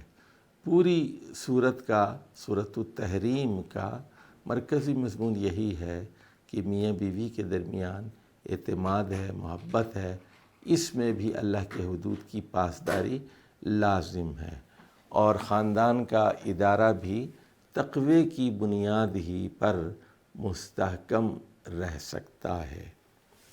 چلیے اب ذرا آیات کو دیکھ لیں۔ اعوذ باللہ من الشیطان الرجیم، بسم اللہ الرحمن الرحیم۔ یا ایہا النبی لم تحرم ما احل اللہ لک تبتغی مرضات ازواجک واللہ غفور الرحیم۔ تو پہلی ہی آیت میں رسول اللہ صلی اللہ علیہ وسلم کو ٹوک دیا گیا کہ اے نبی صلی اللہ علیہ وسلم، آپ اس چیز کو کیوں حرام ٹھہراتے ہیں جو اللہ نے آپ کے لیے حلال کی ہے۔ آپ نے شہد کا استعمال چند بیویوں کے کہنے پر روک دیا تھا کہ اس سے بدبو آتی ہے، تو کہا کہ لم تحرم ما احل اللہ لک۔ تو اس سے یہ بات معلوم ہوئی کہ نبی کو بھی حلال و حرام کا اختیار حاصل نہیں ہے، یہ اللہ کا اختیار ہے کہ وہ کسی چیز کو حلال یا حرام ٹھہرائے۔ پوچھا گیا تبتغی مرضات ازواجک، کہ آپ بیویوں کی خوشنودی چاہتے ہیں، واللہ غفور الرحیم۔ اس کے بعد چونکہ آپ نے قسم کھا لی تھی کہ یہ شہد استعمال نہیں کریں گے، تو اللہ کہتا ہے قد فرض اللہ لکم تحلۃ ایمانکم۔ تو اللہ تعالیٰ نے آپ کو قسموں سے باہر نکلنے کا اور قسم کے کفارے کا طریقہ بتا دیا ہے۔ تو اس کا ذکر وہاں سورۃ المائدہ میں کیا گیا ہے کہ قسم کا کفارہ کیا ہوگا۔ سورۃ المائدہ کی آیت نمبر 89 اور وہاں کہا گیا کہ یا تو آپ 10 مسکینوں کو کھانا کھلائیں، یا 10 مسکینوں کو کپڑے کا جوڑا فراہم کریں، یا پھر ایک غلام کو آزاد کریں، اور اگر یہ چیزیں آپ کو میسر نہیں ہیں اور آپ غریب ہیں تو پھر آپ 3 دن کے روزے رکھیں اور اپنی قسم کو توڑ ڈالیں۔ تو واللہ مولاکم وہو العلیم الحکیم، اللہ تم لوگوں کا مولا ہے اور وہ مکمل علم رکھنے والا اور حکمت والا ہے۔ تو یہاں مولاکم کا مطلب ہے شارعکم، کہ اللہ تعالیٰ قانون دینے والا ہے۔ اب تم نے قسم کھا لی ہے تو قسم سے نکلنے کا راستہ بتا دیا ہے، وہ قانون اس نے دے دیا ہے، تو وہ شارع کے معنی میں استعمال ہوا ہے۔ پھر اس کے بعد وہ واقعہ آیا ہے کہ رسول اللہ صلی اللہ علیہ وسلم نے ایک بات اپنی بیوی کو بتائی تھی اور بتایا تھا کہ کسی کو نہ بتانا۔ انہوں نے کسی اور بیوی سے اس کا تذکرہ کر دیا، اور جو راز تھا وہ فاش ہو گیا، راز باقی نہ رہا۔ اس پر رسول اللہ صلی اللہ علیہ وسلم نے ان سے پوچھا کہ تمہیں کس نے بتایا؟ تو وہ قصہ یہاں پر آیا ہے۔ تو رسول اللہ صلی اللہ علیہ وسلم نے بتایا کہ مجھے اللہ نے خبر دی، اللہ نے وحی کی کہ میں نے تمہیں جو راز کی بات بتائی تھی وہ اب راز نہیں رہی، راز فاش ہو چکا ہے۔ تو نبنی العلیم الخبیر، مجھے اس علیم و خبیر ہستی نے بتائی۔ تو اس پر اللہ تعالیٰ فرماتا ہے ان تتوبا الی اللہ فقد صغت قلوبکما، اگر تم لوگ اللہ کی طرف نہ پلٹو اس لیے کہ تمہارے دل ٹیڑھے ہو چکے ہیں، وَإِن تَظَاهَرَ عَلَيْهِ، اور تم رسول اللہ صلی اللہ علیہ وسلم پر بھاری ہونے اور ان پر غلبہ پانے کی کوشش کرو گی تو یاد رکھو فَإِنَّ اللَّهَ هُوَ مَوْلَاهُ، رسول اللہ صلی اللہ علیہ وسلم اکیلے نہیں ہیں، اللہ تعالیٰ ان کا مولا ہے، سرپرست ہے، وہ جبریل جبریل علیہ السلام بھی رسول اللہ صلی اللہ علیہ وسلم کے مولا ہیں، دوست ہیں، وصالح المؤمنین، اور تمام نیک مسلمان بھی رسول اللہ صلی اللہ علیہ وسلم کے ساتھ ہیں، والملائکۃ بعد ذلک ظہیر، اور پھر فرشتے بھی حمایت کرنے کے لیے موجود ہیں۔ اس کے بعد فرمایا عسیٰ ربہ ان طلقکن ان یبدلہ ازواجا خیرا منکن، اور بتایا کہ یہ بھی ممکن ہے کہ اگر رسول اللہ صلی اللہ علیہ وسلم تم میں سے کسی کو طلاق دے دیں تو اللہ تعالیٰ ان دوسری بیویاں عطا فرمائے، جو دوسری بیویاں مسلمات، وہ فرما بردار یعنی سر تسلیم خم کرنے والی ہوں گی، مومنات یعنی صاحب ایمان ہوں گی، قانتات یعنی وفادار اور اطاعت گزار ہوں گی، تائبات پلٹنے والی توبہ کرنے والی ہوں گی، عابدات یعنی عبادت گزار ہوں گی، سائحات یعنی روزے رکھنے والی ہوں گی، سیبات و ابکارا، چاہے وہ شوہر دیدہ ہوں یا چاہے وہ باکرہ ہوں۔ اب یہاں پر یہ پہلا پیراگراف ختم ہو گیا۔ اب گھر کی بات کی جا رہی ہے، مسلمانوں سے خطاب ہے، یا ایھا الذین آمنوا قوا انفسکم واہلیکم نارا، کہ اپنے آپ کو اور اپنے گھر والوں کو دوزخ کی آگ سے بچاؤ، وقودھا الناس والحجارہ، اور دوزخ کا ایندھن کیا ہوگا، اور دوزخ کی آگ کیسے جلے گی، پتھروں سے اور چٹانوں سے اور پھر انسانوں سے۔ انسانوں کو اس میں جب ڈالا جائے گا تو آگ اور بھڑک اٹھے گی، ان کی ہڈیوں سے فاسفورس اور کیلشیم اور یہ ساری چیزیں لگیں گی۔ اور فرمایا علیہا ملائکۃ غلاظ شداد، اور فرمایا کہ دوزخ کے اوپر ایسے فرشتے مقرر ہیں جو بہت ہی شدید ہیں، قوی ہیں، تگڑے ہیں، لا یعصون اللہ، وہ اللہ کی کبھی نافرمانی نہیں کرتے، کہ فرشتے اللہ کی نافرمانی نہیں کرتے، لا یعصون اللہ ما امرہم، جو انہیں حکم دیا جاتا ہے اس میں نافرمانی نہیں کرتے، وَيَفْعَلُونَ مَا يُؤْمَرُونَ، اور جو کچھ حکم دیا جاتا ہے اس پر عمل کرتے ہیں۔ اور اس کے بعد بتایا گیا یا ایھا الذین کفروا، قیامت کے دن کافروں سے کہا جائے گا اے کافرو لا تعتذروا اليوم، آج کوئی معذرت پیش مت کرو، انما تجزون ما کنتم تعملون، تمہیں تمہارے اعمال کے بدلے میں بدلہ دیا جا رہا ہے۔ اور اس کے بعد اللہ تعالیٰ مسلمانوں سے مطالبہ کرتا ہے یا ایھا الذین آمنوا توبوا الی اللہ توبۃ نصوحا، کہ اللہ کی طرف پلٹو، توبہ کرو اور سچی توبہ کرو، توبۃ نصوحا، خالص توبہ کرو۔ نصوح جو ہے خالص کو کہتے ہیں، توبۃ نصوحا کا مطلب ہے توبوا الی اللہ توبۃ نصوحا۔ اس میں 4 باتیں شامل ہیں۔ پہلی بات یہ کہ آدمی گناہ کرنے کے بعد اس پر نادم ہو، شرمسار ہو اور اپنے دل میں خفت محسوس کرے۔ دوسری بات یہ ہے کہ وہ مصمم ارادہ کرے کہ آئندہ کبھی اس گناہ کے پاس نہیں جائے گا۔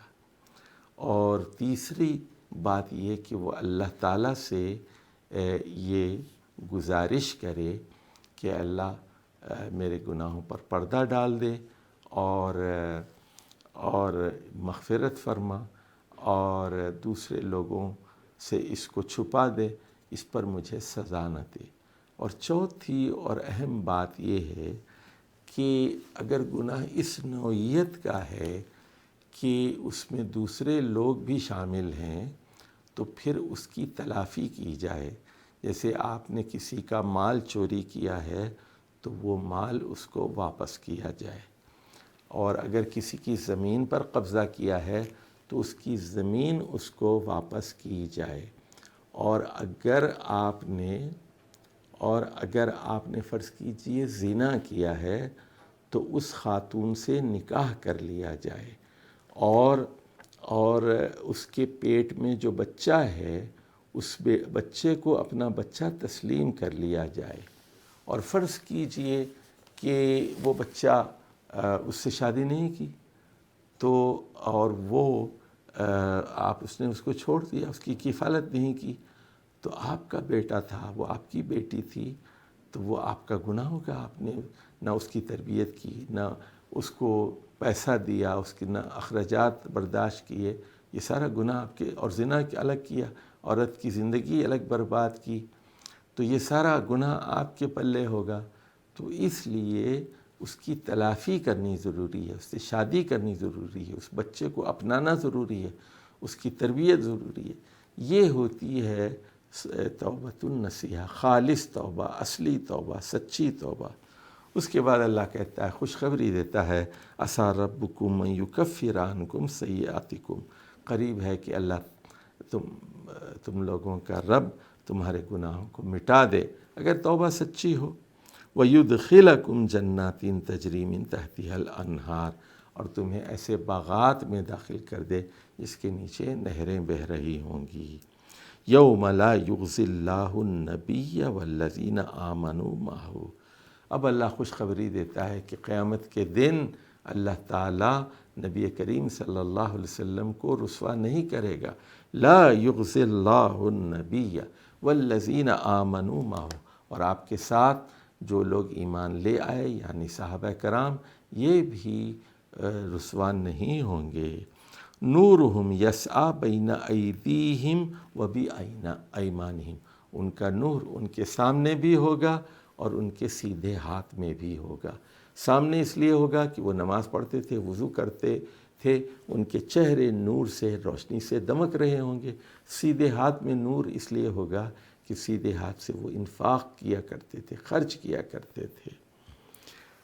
یقولون، اور قیامت کے دن وہ کہیں گے، ربنا اتمم لنا نورنا واغفر لنا، ہمارے نور کو مکمل کر دے تاکہ ہم جنت کے اندر داخل ہو جائیں، اور اس وقت تک ہمیں نور فراہم کر جب تک کہ مکمل کامیابی ہمیں نصیب نہیں ہو جاتی۔ واغفر لنا، ہمارے گناہوں پر کی پردہ پوشی کر، معاف کر، سزا نہ دے۔ انک علی کل شیء قدیر، بلا شبہ تو ہر چیز پر قادر ہے۔ اس کے بعد وہ آیت آئی ہے جو سورہ توبہ میں بھی انہی الفاظ میں آئی ہے، سورہ توبہ کی آیت نمبر 73، یا ایھا النبی جاہد الکفار والمنافقین واغلظ علیہم، کہ اے نبی صلی اللہ علیہ وسلم، نہ صرف کافروں کے خلاف آپ کو جہاد کرنا ہے بلکہ منافقین کے خلاف بھی جہاد کرنا ہے۔ وغلظ علیہم، ان پر سختی کیجیے۔ ومأواہم جہنم، ان کا ٹھکانہ دوزخ ہے۔ وبئس المصیر، اور یہ ایک بہت ہی برا ٹھکانہ ہے۔ اب یہاں سے وہ آخری 3 آیات شروع ہوتی ہیں، آخری پیراگراف ہے جس میں میاں بیوی کا ذکر کیا گیا ہے اور بتایا گیا ہے کہ میاں کے اعمال میاں کے لیے ہیں، بیوی کے اعمال بیوی کے لیے ہیں۔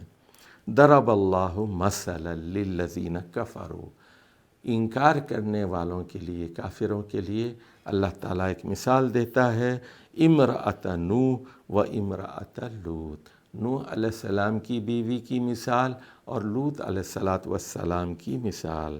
یہ 2 پیغمبر تھے، کانتا تحت عبدین من عبادنا صالحین، یہ دونوں خواتین ہمارے 2 صالح بندوں کے ماتحت تھیں۔ فخانتاہما، انہوں نے اپنے دونوں شوہروں سے خیانت کی۔ فلم یغنیا عنہما من، کوئی چیز ان کے کام نہ آئی کہ اللہ کے عذاب سے بچ سکتی۔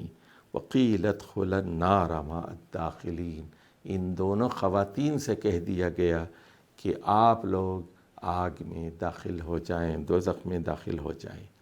یعنی یہاں یہ بتایا جا رہا ہے کہ نبی کی بیویاں ہونے کے باوجود وہ دوزخ میں گئیں، یعنی رشتہ داری اس دن کام نہیں آئے گی، ایمان اور عمل صالح کام آئے گا۔ اور اسی لیے دیکھیے، انسان کو اپنی بیوی بچوں کے بارے میں فکر مند ہونا چاہیے، قو انفسکم و اہلیکم نارا۔ اب اس کے بعد اگلی آیت میں کہا جا رہا ہے وَضَرَبَ اللَّهُ مَثَلًا لِلَّذِينَ آمَنُوا، ایمان لانے والوں کو اللہ تعالیٰ ایک اور مثال سے سمجھاتا ہے، امرأۃ فرعون، کہ فرعون کی بیوی آسیہ، اذ قالت ربی، اب دیکھیے یہ 4 دعائیں کرتی ہیں حضرت آسیہ۔ تو جب انہوں نے کہا ربی ابن لی عندک بیتن فی الجنہ، پہلی دعا یہ کہ اے اللہ اپنے پاس جنت میں میرے لیے ایک مکان بنا دے، اپنے پاس جنت میں میرے لیے ایک مکان بنا دے۔ دوسری دعا وَنَجِّنِي مِن فرعون، دوسرا یہ کہ فرعون سے مجھے نجات دے، فرعون سے نجات دے۔ تیسری دعا ان کی تھی وَعَمَلِهِ، فرعون کا عمل ناپاک ہے، بڑا ظالم ڈکٹیٹر ہے، تو فرعون کے عمل سے بھی مجھے نجات دے۔ اور چوتھی دعا تھی وَنَجِّنِي مِنَ الْقَوْمِ الظَّالِمِينَ، یعنی فرعون کی جو پوری حکومت ہے، پوری جو فوجی حکومت ہے، ظالم حکومت ہے، تو اور اس کے ساتھ جو ظالم لوگ ہیں، اس کی بیوروکریسی، اس کے فوجی، اس کے وزیر، اس کے مشیر، اور وہ حامان اور قارون، تو ساری قوم جو برسر اقتدار تھی وہ ظالم ہے، اس سے مجھے نجات دے۔ تو 4 دعائیں کی حضرت آسیہ نے، اپنے پاس جنت میں میرے لیے ایک مکان بنا دے، اور دوسری چیز یہ کہ فرعون سے نجات دے، تیسری چیز یہ کہ فرعون کی اعمال سے مجھے نجات دے، اور چوتھی چیز یہ کہ اس ظالم قوم سے مجھے نجات دے۔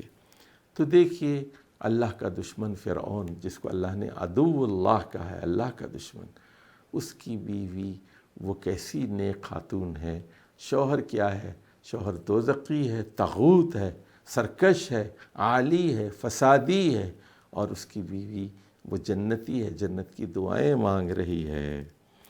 اور آخری آیت میں کہا گیا وَمَرْيَمَ ابْنَتَ عِمْرَانَ الَّتِي أَحْسَنَتْ فَرْجَهَا، اور مسلمانوں کے لیے ایک اور مثال ہے حضرت مریم، جو عمران کی بیٹی تھیں، اور ان کی والدہ کا ذکر بھی وہاں سورہ آل عمران میں آیا ہے، جن کا نام حنہ تھا طبری کے مطابق، امام طبری کہتے ہیں، اور عیسائی سینٹ این کہتے ہیں، یہ عمران کی بیٹی تھیں حضرت مریم، التی احسنت فرجہا، جنہوں نے اپنی شرمگاہ کی حفاظت کی، یعنی وہ بہت ہی باکرہ اور پاک دامن تھیں۔ فنفخنا فیہ من روحنا، اور پھر ہم نے ان کے اندر اپنی روح پھونکی، وصدقت بکلمات ربہا، اور انہوں نے اپنے رب کے کلمات کی تصدیق کی، وکتبہ، اور اللہ کی کتابوں کی تصدیق کی، وکانت من القانتین، اور وہ اللہ کی فرمانبردار بندیوں اور بندوں میں سے ایک تھیں۔ تو یہ تھی سورۃ التحریم، جس میں پہلے یہ بتایا گیا کہ حلال و حرام کا حق صرف اور صرف اللہ کا ہے، اور بیویوں سے محبت کی صورت میں بھی شہد جیسی حلال چیز کو حرام نہیں کیا جا سکتا، اور پھر بتایا گیا کہ ہر شخص کو اپنے خاندان اور بچوں اور بیوی کے بارے میں فکر مند ہونا چاہیے، قو انفسکم و اہلیکم نارا، اور پھر خالص توبہ کی دعوت دی گئی، توبوا الی اللہ توبۃ نصوحا، اور پھر ریاست کو حکم دیا گیا کہ وہ کافروں اور منافقین کے بارے میں سختی سے پیش آئیں، اور پھر مثالیں دی گئیں کہ حضرت نوح اور حضرت لوط کی بیویاں دوزخ میں جائیں گی، جبکہ فرعون کی بیوی حضرت آسیہ جنت میں جائیں گی۔ اور اس میں پھر مسلمانوں کے لیے یہ سبق ہے کہ بیوی آپ کی دم چھلا نہیں ہے، بیوی کی اپنی ایک ذات ہے، اپنی ایک شخصیت ہے، آپ کی وجہ سے بیوی جنت میں نہیں جائے گی، بیوی کا اپنا ایمان ہے، اپنا ایمان ہے، اور بیویاں بعض اوقات نیک ہوتی ہیں اور شوہر ظالم ہوتے ہیں اور شوہر کا اپنا ایمان اور اپنا عمل ہے۔ اب دیکھیے یہ سورۃ الملک ہے، سورت نمبر 67۔ سورۃ الحدید سے مدنی صورتوں کا جو سلسلہ شروع ہوا تھا، سورۃ الحدید اور اس کے بعد بہت ساری صورتیں آئی تھیں، آپ کو یاد ہے کہ مجادلہ اور ممتحنہ اور صف اور منافقون اور تو یہ تغابن اور تحریم اور طلاق، یہ ساری صورتیں اب یہاں اختتام کو پہنچی۔ اب یہاں سے 29واں جز قرآن کا شروع ہوتا ہے اور یہ ایک مکی صورت ہے، مکی صورت ہے۔ اس کی 30 آیات ہیں اور یہ اس صورت کا ایک نام ناجیہ بھی ہے۔ یہ قبر کے عذاب سے بچانے والی صورت ہے اور نبی کریم صلی اللہ علیہ وسلم نے رات میں سونے سے پہلے اس کی تلاوت کی ترغیب دی ہے۔ دیکھیے اس کے 7 پیراگراف ہیں۔ تو سب سے پہلے ابتدائی 4 آیات میں پہلے پیراگراف میں بتایا گیا ہے کہ اللہ تعالیٰ کی صفات کیا ہیں اور دنیا میں انسان کو پیدا کرنے کا کیا مقصد ہے۔ دوسرا پیراگراف آیت نمبر 5 سے 11 تک ہے اور 7 آیات ہیں۔ اس میں بتایا گیا ہے کہ جو لوگ رسولوں کا انکار کرتے ہیں، رسولوں کی دعوت کا انکار کرتے ہیں، ان کا انجام دوزخ ہوتا ہے۔ آیت نمبر 12 میں بتایا گیا ہے کہ وہ لوگ جو توحید کی دعوت کو قبول کر لیتے ہیں تو ان کا انجام جنت ہے۔ اور آیت نمبر 13 سے 17 تک 5 آیات میں توحید کی دلیلیں ہیں اور آیت نمبر 18 سے 23 تک 5واں پیراگراف ہے۔ یہاں پر توحید کا انکار کرنے والوں اور آخرت کا انکار کرنے والوں سے مجادلہ ہے، مباحثہ ہے اور مناظرہ ہے۔ اور چھٹے پیراگراف میں جو 5 آیات ہیں، آیت نمبر 24 سے 28 تک، تو اس میں کافروں کو دوزخ کے عذاب سے اور قیامت کے عذاب سے تخویف کی گئی ہے، ڈرایا گیا ہے۔ آخری 2 آیات پر مشتمل آیت نمبر 29 اور 30 پر آخری پیراگراف ہے 7واں۔ اس میں توحید کو ثابت کیا گیا ہے اور شرک کی تردید کی گئی ہے۔ پوری صورت کا مرکزی مضمون یہی ہے کہ توحید کے آفاقی دلائل ہیں، انفسی دلائل ہیں، تاریخی دلائل ہیں اور عقلی دلائل ہیں۔ اس لیے توحید، رسالت اور آخرت کو تسلیم کر لو اور شرک کو چھوڑ دو۔ یہ ہے سورۃ الملک۔ چلیے اب اس کی آیات کا جائزہ لیتے ہیں۔ اعوذ باللہ من الشیطان الرجیم، بسم اللہ الرحمن الرحیم۔ تبارک الذی بیدہ الملک وہو علی کل شیء قدیر۔ نہایت بابرکت ہے وہ ہستی جس کے ہاتھ میں بادشاہت ہے، اقتدار ہے، ملک ہے اور وہ ہر چیز پر قادر ہے۔ اب یہاں نکتہ یہ ہے، دیکھیے تبارکہ تفاعل سے ہے، باب تفاعل سے، اور یہ مبالغے کے لیے آیا ہے۔ نہایت بابرکت ہے، بہت ہی فیض رساں ہے، تبارک الذی۔ اور تو یعنی اس کا جو اقتدار ہے، اس کی جو حکومت ہے، وہ فسادی حکومت نہیں ہے۔ اس کی حکومت میں انصاف ہے، عدل ہے، رحم ہے اور زور نہیں ہے، زبردستی نہیں ہے، برکات ہی برکات ہی ہیں، فیض ہی فیض ہے، رحمت ہی رحمت ہے۔ اب اللہ کا تعارف دیکھیے، الذی خلق الموت والحیات لیبلوکم ایکم احسن عملا وہو العزیز الغفور۔ دوسری آیت میں بتایا گیا کہ یہ وہی اللہ ہے جس کے ہاتھ میں بادشاہت ہے، اسی نے زندگی اور موت کے نظام کو پیدا کیا، ایجاد کیا اس سسٹم کو۔ خلقہ کا ایک مطلب ہوتا ہے ڈیزائن کرنا، خلق الموت والحیات کا مطلب ہے موت کے سسٹم کو اور زندگی کے سسٹم کو ایجاد کیا، ذرا اس کو سمجھ لیجیے کہ ایک آدمی 100 سال کی عمر میں مرتا ہے، ایک 50 سال کی عمر میں مرتا ہے، ایک 30 سال کی عمر میں ایکسیڈنٹ میں مر جاتا ہے، ایک 25 سال کی عمر میں ہارٹ فیل سے مر جاتا ہے، ایک 15 سال کا نوجوان کینسر سے مر جاتا ہے، ایک آدمی شادی سے ایک دن پہلے مر جاتا ہے، ایک آدمی شادی کے دوسرے دن مرتا ہے، تو ایک آدمی بچپن میں ہی وفات پا جاتا ہے، ایک لڑکا زچگی کے 2 گھنٹے بعد مر جاتا ہے، ایک بچہ ماں کے پیٹ ہی میں مر جاتا ہے۔ تو یہ جو موت کا نظام ہے یکساں نہیں رکھا گیا ہے۔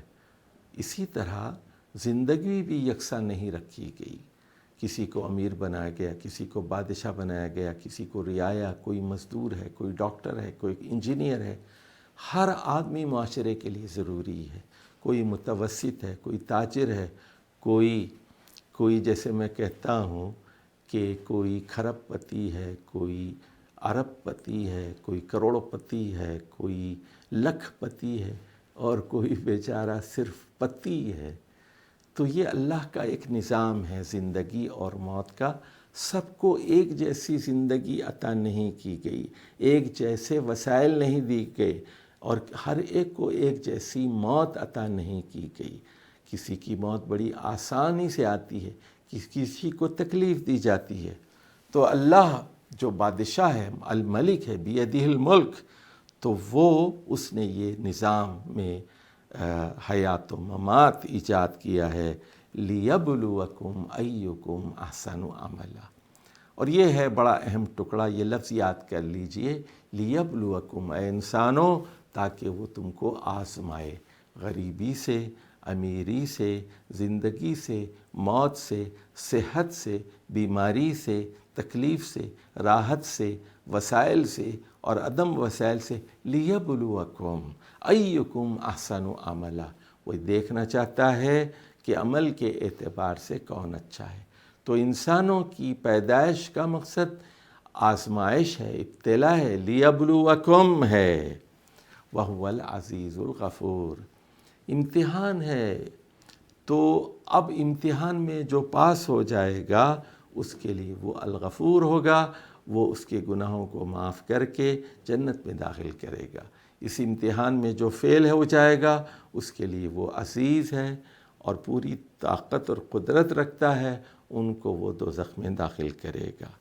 اب اس کی کچھ ربوبیت کی اور قدرت کی اور طاقت کی کچھ مزید دلیلیں، اللہ کا کچھ مزید تعارف۔ الذی خلق 7 سماوات طباقا، اس نے 7 آسمان طبق در طبق بنائے۔ اور ما تری فی خلق الرحمن من تفاوت، تم رحمان کی تخلیق میں کوئی بے ربطی نہیں دیکھو گے اور کوئی تفاوت کوئی نہیں دیکھو گے، یعنی یہ ایک مربوط اور توافق والی دنیا ہے، یہاں ہر چیز ایک دوسرے سے تعاون کر رہی ہے، مربوط دنیا ہے، یعنی سورج، چاند، ستارے، ثوابت سب ایک دوسرے سے تعاون کر رہے ہیں، بادل، بجلی، ہوا، پانی، کائنات کی ہر چیز ایک دوسرے کی لے میں لے ملا رہی ہے، سر میں سر ملا رہی ہے، اور ایک ہی راگ ہے، ایک ہی نغمہ ہے، اور وہ نغمہ ہے اللہ تعالیٰ کی بندگی کا، اللہ تعالیٰ کی اطاعت کا۔ فرجع البصر، چیلنج کیا کہ ذرا نگاہ دوڑائیے آسمان پر، دیکھیے ہل تری من فطور، کوئی سوراخ، کوئی رخنہ، کوئی دراڑ آسمان میں نظر آتا ہے آپ کو؟ کوئی فطور ہے یہاں پر؟ ثم ارجع البصر کرتین، اور پھر بار بار نگاہ دوڑائیے، دیکھیے آسمان کو، کہ ینقلب الیک البصر خاسئا وہو حسیر، آپ کی نگاہیں نامراد ہو کر لوٹیں گی اور آپ حسرت زدہ رہیں گے۔ اس کے بعد بتایا گیا وَلَقَدْ زَيَّنَّا السَّمَاءَ الدُّنْيَا بِمَصَابِيحَ، بلا شبہ ہم نے نچلے آسمان کو، قریبی آسمان کو، دنیا کا مطلب ہوتا ہے قریبی چیز، سماء الدنیا، وَلَقَدْ زَيَّنَّا السَّمَاءَ الدُّنْيَا بِمَصَابِيحَ، ہم نے اس کو چراغوں سے آراستہ کر دیا ہے۔ تو یہ جو ستارے ہیں یہ دوسرے تیسرے چوتھے آسمان پر نہیں ہیں، نچلے آسمان پر ہیں۔ اور دیکھیے وہ حدیث ینزل تبارک و تعالی ینزل ربنا الی سماء الدنیا حین یبقى ثلث اللیل، جب رات کا تیسرا حصہ باقی رہتا ہے تو ہمارا رب نچلے آسمان پر نزول فرماتا ہے تہجد کے وقت، اور کہتا ہے کوئی سوال کرنے والا ہے، کوئی معافی مانگنے والا ہے، کوئی استغفار کرنے والا کہ میں اس کی حاجت پوری کروں اور اس کی مغفرت کروں اور اس کو معاف کر دوں۔ تو اب اللہ تعالیٰ نزول کیسے کرتا ہے ہم نہیں جانتے، بس اتنا کہتے ہیں اللہ نزول کرتا ہے، نیچے اترتا ہے جیسے اس کی شان ہے، جیسے اس کو زیب دیتا ہے۔ لیکن ہم تشبیہ سے کام نہیں لیتے، ہم یہ نہیں کہتے کہ جس طرح پرندے اترتے ہیں یا جس طرح ہوائی جہاز اترتے ہیں، ہم یہ نہیں کہتے۔ ہم بس اجمالی طور پر جو باتیں قرآن اور حدیث میں اللہ کی صفات کے بارے میں آئی ہیں من ان کو دہرا دیتے ہیں۔ وَجَعَلْنَا رُجُومًا لِلشَّيَاطِينِ، ان ستاروں میں شہاب ثاقب رکھے گئے ہیں اور شیاطین کو ان سے مار بھگایا جاتا ہے۔ جنات جو آسمان کی ٹوہ لینے کی کوشش کرتے ہیں ان کو بھگایا جاتا ہے۔ یعنی دیکھیے اس کے دو مقصد ہو گئے، ایک تو چاندنی فراہم کرنا، روشنی فراہم کرنا چاندنی راتوں میں، اور آسمان کو خوبصورت بنانا، ڈیکوریٹ کرنا، اور دوسرا مقصد یہ ہے کہ اسی سے آگ کے شعلے نکلتے ہیں اور شیاطین پر بمباری کی جاتی ہے۔ وَأَعْتَدْنَا، شیاطین کے لیے ہم نے بھڑکتی آگ تیار کر رکھی ہے۔ وَلِلَّذِينَ كَفَرُوا بِرَبِّهِمْ عَذَابُ جَهَنَّمَ، ان تمام دیکھیے وَلِلَّذِينَ كَفَرُوا، اب یہاں دیکھیے وا کا مطلب ہے ان تمام دلائل کے باوجود جو لوگ انکار کرتے ہیں اپنے رب کی نعمتوں کا، ان کے لیے دوزخ کا عذاب ہے۔ اوپر سے جوڑتے چاہیے کون سا رب کا انکار کرتے ہیں؟ جس کے ہاتھ میں بادشاہت ہے اور جو ہر چیز پر قدرت رکھتا ہے، جس نے زندگی اور موت کے نظام کو ایجاد کیا ہے، جو امتحان لینا چاہتا ہے انسانوں کا، ان کے عمل کا، اور جس نے آسمان میں کوئی دراڑ نہیں رکھی اور جس نے آسمان کو ڈیکوریٹ کیا ہے۔ تو ان صفات والے خدا کا جو انکار کرتے ہیں ان کے لیے دوزخ ہے، اور یہ بہت برا ٹھکانہ ہے۔ اذا القوا فیہا سمعوا لہا شہیقا وہی تفور، جب اس دوزخ میں ان کافروں کو جھونکا جائے گا تو سمعوا لہا شہیقا، دوزخ سے گدھے کی سی بھونڈی آوازیں، شہیق کی آوازیں آئیں گی، وہی تفور، اور دوزخ کھول رہی ہوگی، ابل رہی ہوگی جس طرح ہانڈی ابلتی ہے، تکاد تمیز من الغیظ، اور قریب ہوگا کہ غصے سے وہ پھٹ پڑے، کلما القی فیہا فوج، جب جب اس کے اندر کوئی گروہ دوزخ میں ڈالا جائے گا، سألہم خزنتہا، تو دوزخ کے داروغہ، دوزخ کے خازن، خازن کی جمع ہے خزنتن، جس طرح کاتب کی کتبتن ہے، کافر کی کفرتن ہے، فاجر کی فجرتن ہے، خازن۔ الم یاتکم نذیر، دوزخ کے داروغے پوچھیں گے کیا تمہارے پاس نذیر، کوئی ڈرانے والا نہیں آیا؟ قالوا بلا، وہ کہیں گے ہاں ہاں کیوں نہیں، قد جاءنا نذیر، ہمارے پاس نذیر آیا تھا، رسول آئے تھے، فکذبنا، لیکن ہم نے ان کو جھٹلایا، وقلنا ما نزل اللہ من شیء، ہم نے کہا آپ پر اللہ نے کوئی چیز نازل نہیں کی، ان انتم الا فی ضلال کبیر، کافروں نے رسولوں سے کہا کہ آپ ہمیں ہدایت دے رہے ہیں، آپ خود ایک بڑی گمراہی میں مبتلا ہیں۔ تو قیامت کے دن وہ پچھتائیں گے، پچھتا کر کہیں گے وَقَالُوا لَوْ كُنَّا نَسْمَعُ أَوْ نَعْقِلُ مَا كُنَّا فِي أَصْحَابِ السَّعِيرِ، اگر ہم نے سنا ہوتا توجہ سے اور نہ عقیلو دماغ میں باندھا ہوتا تو آج دوزخ والوں میں شامل نہ ہوتے۔ ما کننا فی اصحاب السعیر، اس آیت سے یہ بات معلوم ہوئی کہ اسلام کی دعوت کو سننا اور پھر اس دماغ سے غور و فکر سے کام لینا بہت ضروری ہے، ورنہ آدمی دوزخ کا نوالا بن سکتا ہے۔ اور اس وقت پھر فاعترفوا بذنوبہم، اپنے گناہوں کا اعتراف کریں گے، فسحقا لاصحاب السعیر، تو پھر اللہ کی رحمت سے دور ہو گئے دوزخ والے۔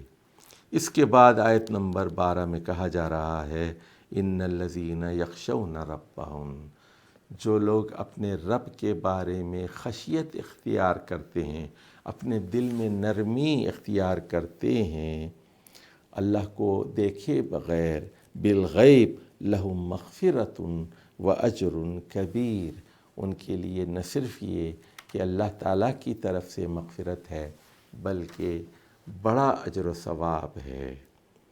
اب دیکھیے اللہ کی ایک اور صفت یہاں پر بیان کی جا رہی ہے، صفت علم، اور یہ آیت نمبر 13 اور 14 ہے۔ اللہ کا مزید تعارف، وَأَسِرُّوا قَوْلَكُمْ أَوِ اجْهَرُوا بِهِ، وہ اپنی بات کو آہستہ کہیں یا زور سے کہیں، یا اللہ کہیں، دل ہی دل میں اللہ اللہ کہیں، یا اللہ زور سے پکاریں، برابر ہے اللہ تعالیٰ کے لیے، زور سے کہیں یا آہستہ سے کہیں۔ اِنَّهُ عَلِيمٌ بِذَاتِ الصُّدُورِ، وہ تو ایسی ہستی ہے جو سینوں کے رازوں کا بھی مکمل علم رکھتی ہے۔ سوال کیا گیا 14 میں، اَلَا يَعْلَمُ مَنْ خَلَقَ، آپ یہ پوچھیں گے کہ سینے کے راز میرے ہیں، میں نے کسی کو نہیں بتایا، والدین کو، بیوی کو، بچوں کو، کسی کو نہیں بتایا، وہ اللہ کیسے جان لے گا؟ تو اللہ یہ پوچھ رہا ہے، اَلَا يَعْلَمُ مَنْ خَلَقَ، کیا وہی نہ جانے گا جس نے پیدا کیا؟ یہ دل بنانے والا کون ہے؟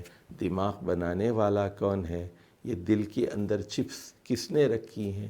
یہ دماغ کا میموری باکس کس نے بنایا ہے؟ خالق نے۔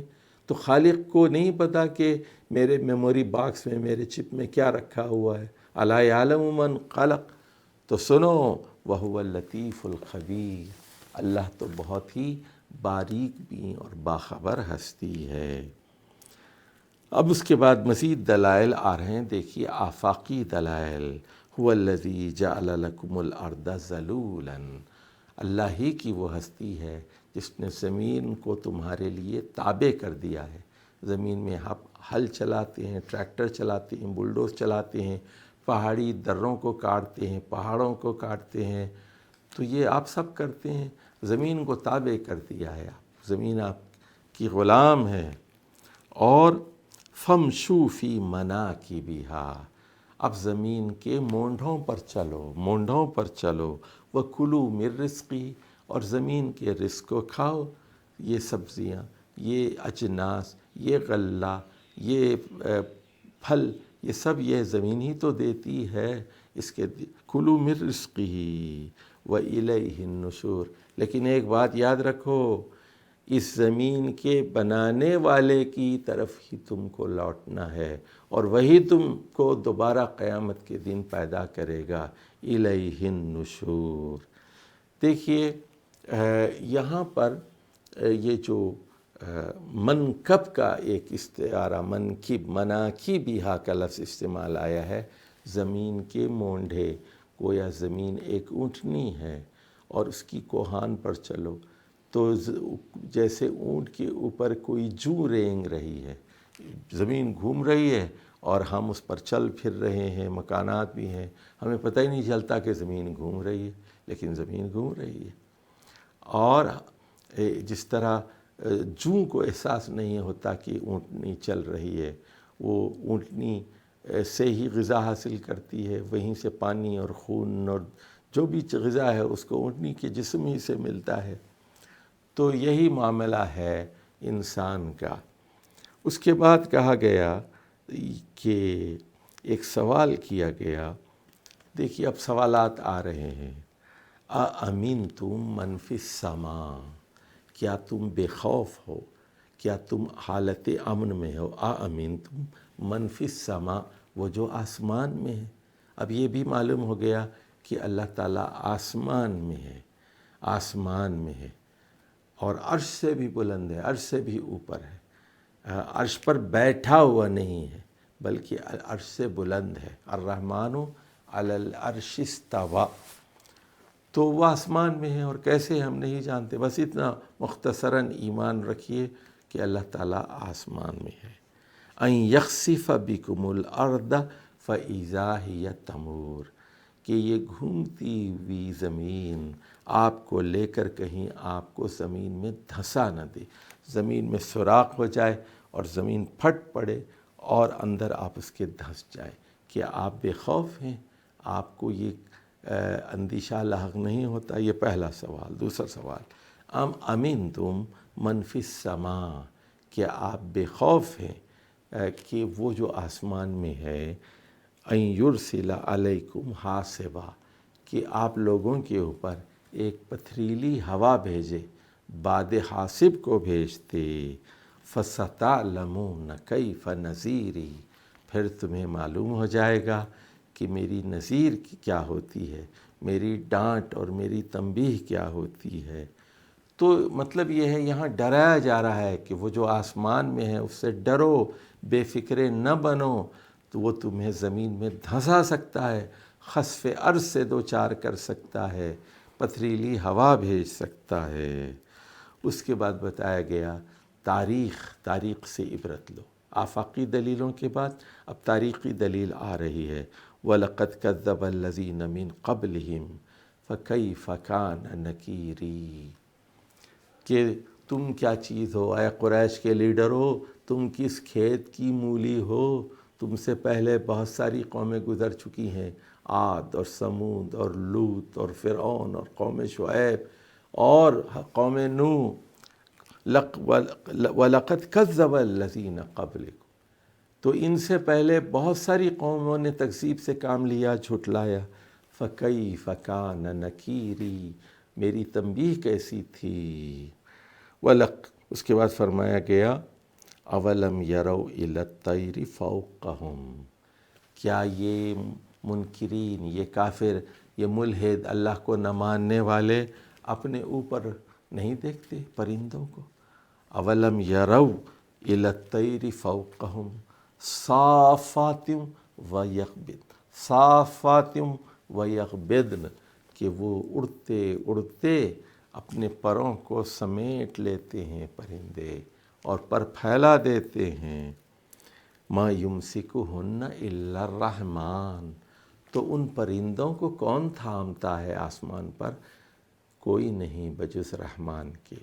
یعنی کائنات میں ایک توازن ہے، کائنات میں ایک ایکویلیبریم ہے، جس طرح وَالسَّمَاءَ رَفَعَهَا وَوَضَعَ الْمِيزَانَ، پرندے وہاں رک جاتے ہیں آسمان پر، اور یہ اس کی رحمانیت کی دلیل ہے۔ إِنَّهُ بِكُلِّ شَيْءٍ بَصِيرٌ، اللہ کا مزید تعارف ہو رہا ہے کہ اللہ ہر چیز کو دیکھتا ہے، بصیر ہے۔ اب ایک سوال دیکھیے اب یہاں ایک لفظ آیا ہے من، غور کیجیے، یہ من تحقیر کے لیے، اہانت کے لیے، انسلٹ کے لیے۔ امن ھذا الذی ھو جند لکم، کون ہے وہ جو تمہاری تیبان بنے، تمہاری فوج بنے، جند بنے۔ امن ھذا الذی جند لکم ینصرکم من دون الرحمن، رحمان کے علاوہ کون ہے جو تمہاری مدد کرے؟ ینصرکم ان الکافرون الا فی غرور، لیکن یہ کافر یقیناً دھوکے میں ہے، دھوکے میں، کوئی اور ہستی نہیں ہے جو تمہاری مدد کر سکے، کوئی نہیں ہے رحمان کے علاوہ۔ اب دیکھیے دوسری مرتبہ من، یہ بھی حقارت کے لیے، دیکھیے یہ اسی طرح کا من ہے جو آپ آیت الکرسی میں دیکھتے ہیں، من ذا الذی یشفع عندہ، کس کی مجال ہے، کس میں دم ہے کہ منہ کھول سکے اور اللہ کے آگے سفارش کر سکے اور شفاعت کر سکے، الا باذنہ، اس کی اجازت کے بغیر، اس کے اذن کے بغیر۔ کون ہے وہ سورما؟ کون اللہ پہ دباؤ ڈال سکتا ہے؟ من، یہ من جو ہے وہ حقارت کے لیے۔ اب دیکھیے، امن ھذا الذی یرزقکم ان امسک رزقہ، اگر اللہ رزق کو روک لے، کون سا وہ خدا ہے جو تمہیں رزق جاری کر سکتا ہے؟ بل لجوا فی عتو و نفور، لیکن یہ نفرت اور بغض میں یہ ڈٹے ہوئے ہیں اور اسی پر گامزن ہیں۔ تیسری مرتبہ دیکھیے اب، امن یمشی، ایک سوال ہے، ایک شخص ہے، یہاں دو لوگوں کے درمیان تقابل ہے، موازنہ ہے، کمپیریزن ہے۔ فمن یمشی مکبا علی وجہہ، ایک آدمی ہے جو چل رہا ہے، ادھر دیکھیے، منہ کو ایسے لٹکا ہوئے زمین کی طرف دیکھ کے آگے چل رہا ہے۔ اہدا، کیا یہ زیادہ ہدایت یافتہ ہے؟ امن یمشی سویا علی صراط مستقیم، ایک آدمی بالکل سیدھا آپ آگے دیکھتے ہوئے جا رہا ہے اور ایک منہ کو نیچے کر کے جا رہا ہے، تو کیا دونوں برابر ہیں؟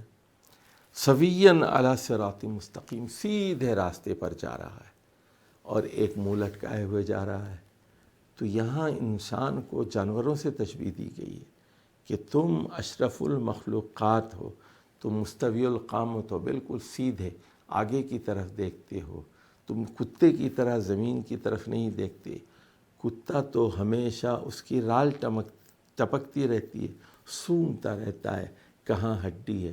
جو مادہ پرست قومیں ہوتی ہیں وہ اسی طرح دنیا کی طرف دیکھتی ہیں۔ اب اس کے بعد دیکھیے، انفسی دلائل آ رہے ہیں کہ لوگوں اپنے اندر کی دنیا پر غور کر کے کہ اللہ تعالیٰ کی وحدانیت اور توحید کے راز کو پا جاؤ، اپنے من میں ڈوب کر پا جا سراغ زندگی۔ قل، اے محمد صلی اللہ علیہ وسلم کہہ دیجئے، هو الذی انشأکم، وہ اللہ ہی کی ذات ہے جس نے تمہیں اٹھایا، انشأکم وجعل لکم السمع والابصار والافئدہ قلیلا ما تشکرون، اللہ ہی نے تمہیں قوت سماعت دی ہے جس سے تم سنتے ہو، اللہ ہی نے تمہیں قوت بصارت دی ہے جس سے تم دیکھتے ہو، اور تمہیں دل اور دماغ دیے ہیں، افئدہ دیے ہیں تم کو۔ ادھر دیکھو کہ اب انسان کرتا کیا ہے کہ جو علم اسے کانوں کے ذریعے حاصل ہوتا ہے، جو علم اسے آنکھوں کے ذریعے حاصل ہوتا ہے، اس کو اپنے دماغ کے، دل کے کمپیوٹر میں فیڈ کرتا ہے، اور اس کے بعد وہ انالیسس اور سنتھیسس کرتا ہے، تجزیہ کرتا ہے، تحلیل کرتا ہے، اور اس کے بعد پھر وہ کسی نتیجے پر پہنچتا ہے۔ یہ حضرت انسان ہے۔ اللہ تعالیٰ نے سننے، دیکھنے اور جانچنے، پرکھنے کی صلاحیتیں دی ہیں، تو اس کے بعد ان کا کام کیا ہونا چاہیے؟ انسان کو چاہیے کہ وہ اللہ کا شکر ادا کرے۔ لیکن جس نے کان دیے، جس نے آنکھ دی اور جس نے عقل دی، دل دیا، جہاں آپ سارا پروسیس کرتے ہیں، اسی اللہ کا آپ انکار کرتے ہیں، ناشکرے بنتے ہیں۔ قلیلا ما تشکرون۔ اب دیکھیے ایک اور دلیل پیش کرنے کے لیے کہا جا رہا ہے، قل هو الذی ذرأکم فی الارض والیہ تحشرون، وہ اللہ ہی کی ہستی ہے جس نے زمین پر تم کو پھیلا دیا، کوئی ایشیا میں ہے، کوئی یورپ میں ہے، کوئی افریقہ میں ہے، کوئی آسٹریلیا میں ہے، کوئی انٹارکٹیکا میں ہے، کوئی شمالی امریکہ میں ہے، کوئی جنوبی امریکہ میں ہے۔ تو یہ انجمن جس نے سجائی ہے، پھیلائی ہے، وہی اس انجمن کو سمیٹے گا۔ وَالَّذِي ذَرَأَكُمْ فِي الْأَرْضِ وَإِلَيْهِ تُحْشَرُونَ۔ اب دیکھیے، وَيَقُولُونَ مَتَىٰ هَٰذَا الْوَعْدُ، وہ پوچھتے ہیں، اچھا آپ روزانہ کہتے ہیں قیامت آئے گی، اس کا ٹائم بتائیے، وقت کب ہے اس کا؟ ان کنتم صادقین، اگر آپ اپنے دعوے میں سچے ہیں، قل، کہہ دیجئے، انما العلم عند اللہ، کہہ دیجئے کہ اس کا علم صرف اللہ کے پاس ہے۔ وَإِنَّمَا أَنَا نَذِيرٌ مُبِينٌ، میرے پاس بھی نہیں ہے، میں تو صرف ایک نذیر ہوں، کھلا نذیر مبین ہوں، کھلا ڈرانے والا ہوں۔ فلما رأوہ، لیکن یہ کافر جب قیامت کے دن کو دیکھیں گے قریب سے، سیئت وجوہ الذین کفروا، تو کفر کرنے والوں کے چہرے کالے پڑ جائیں گے۔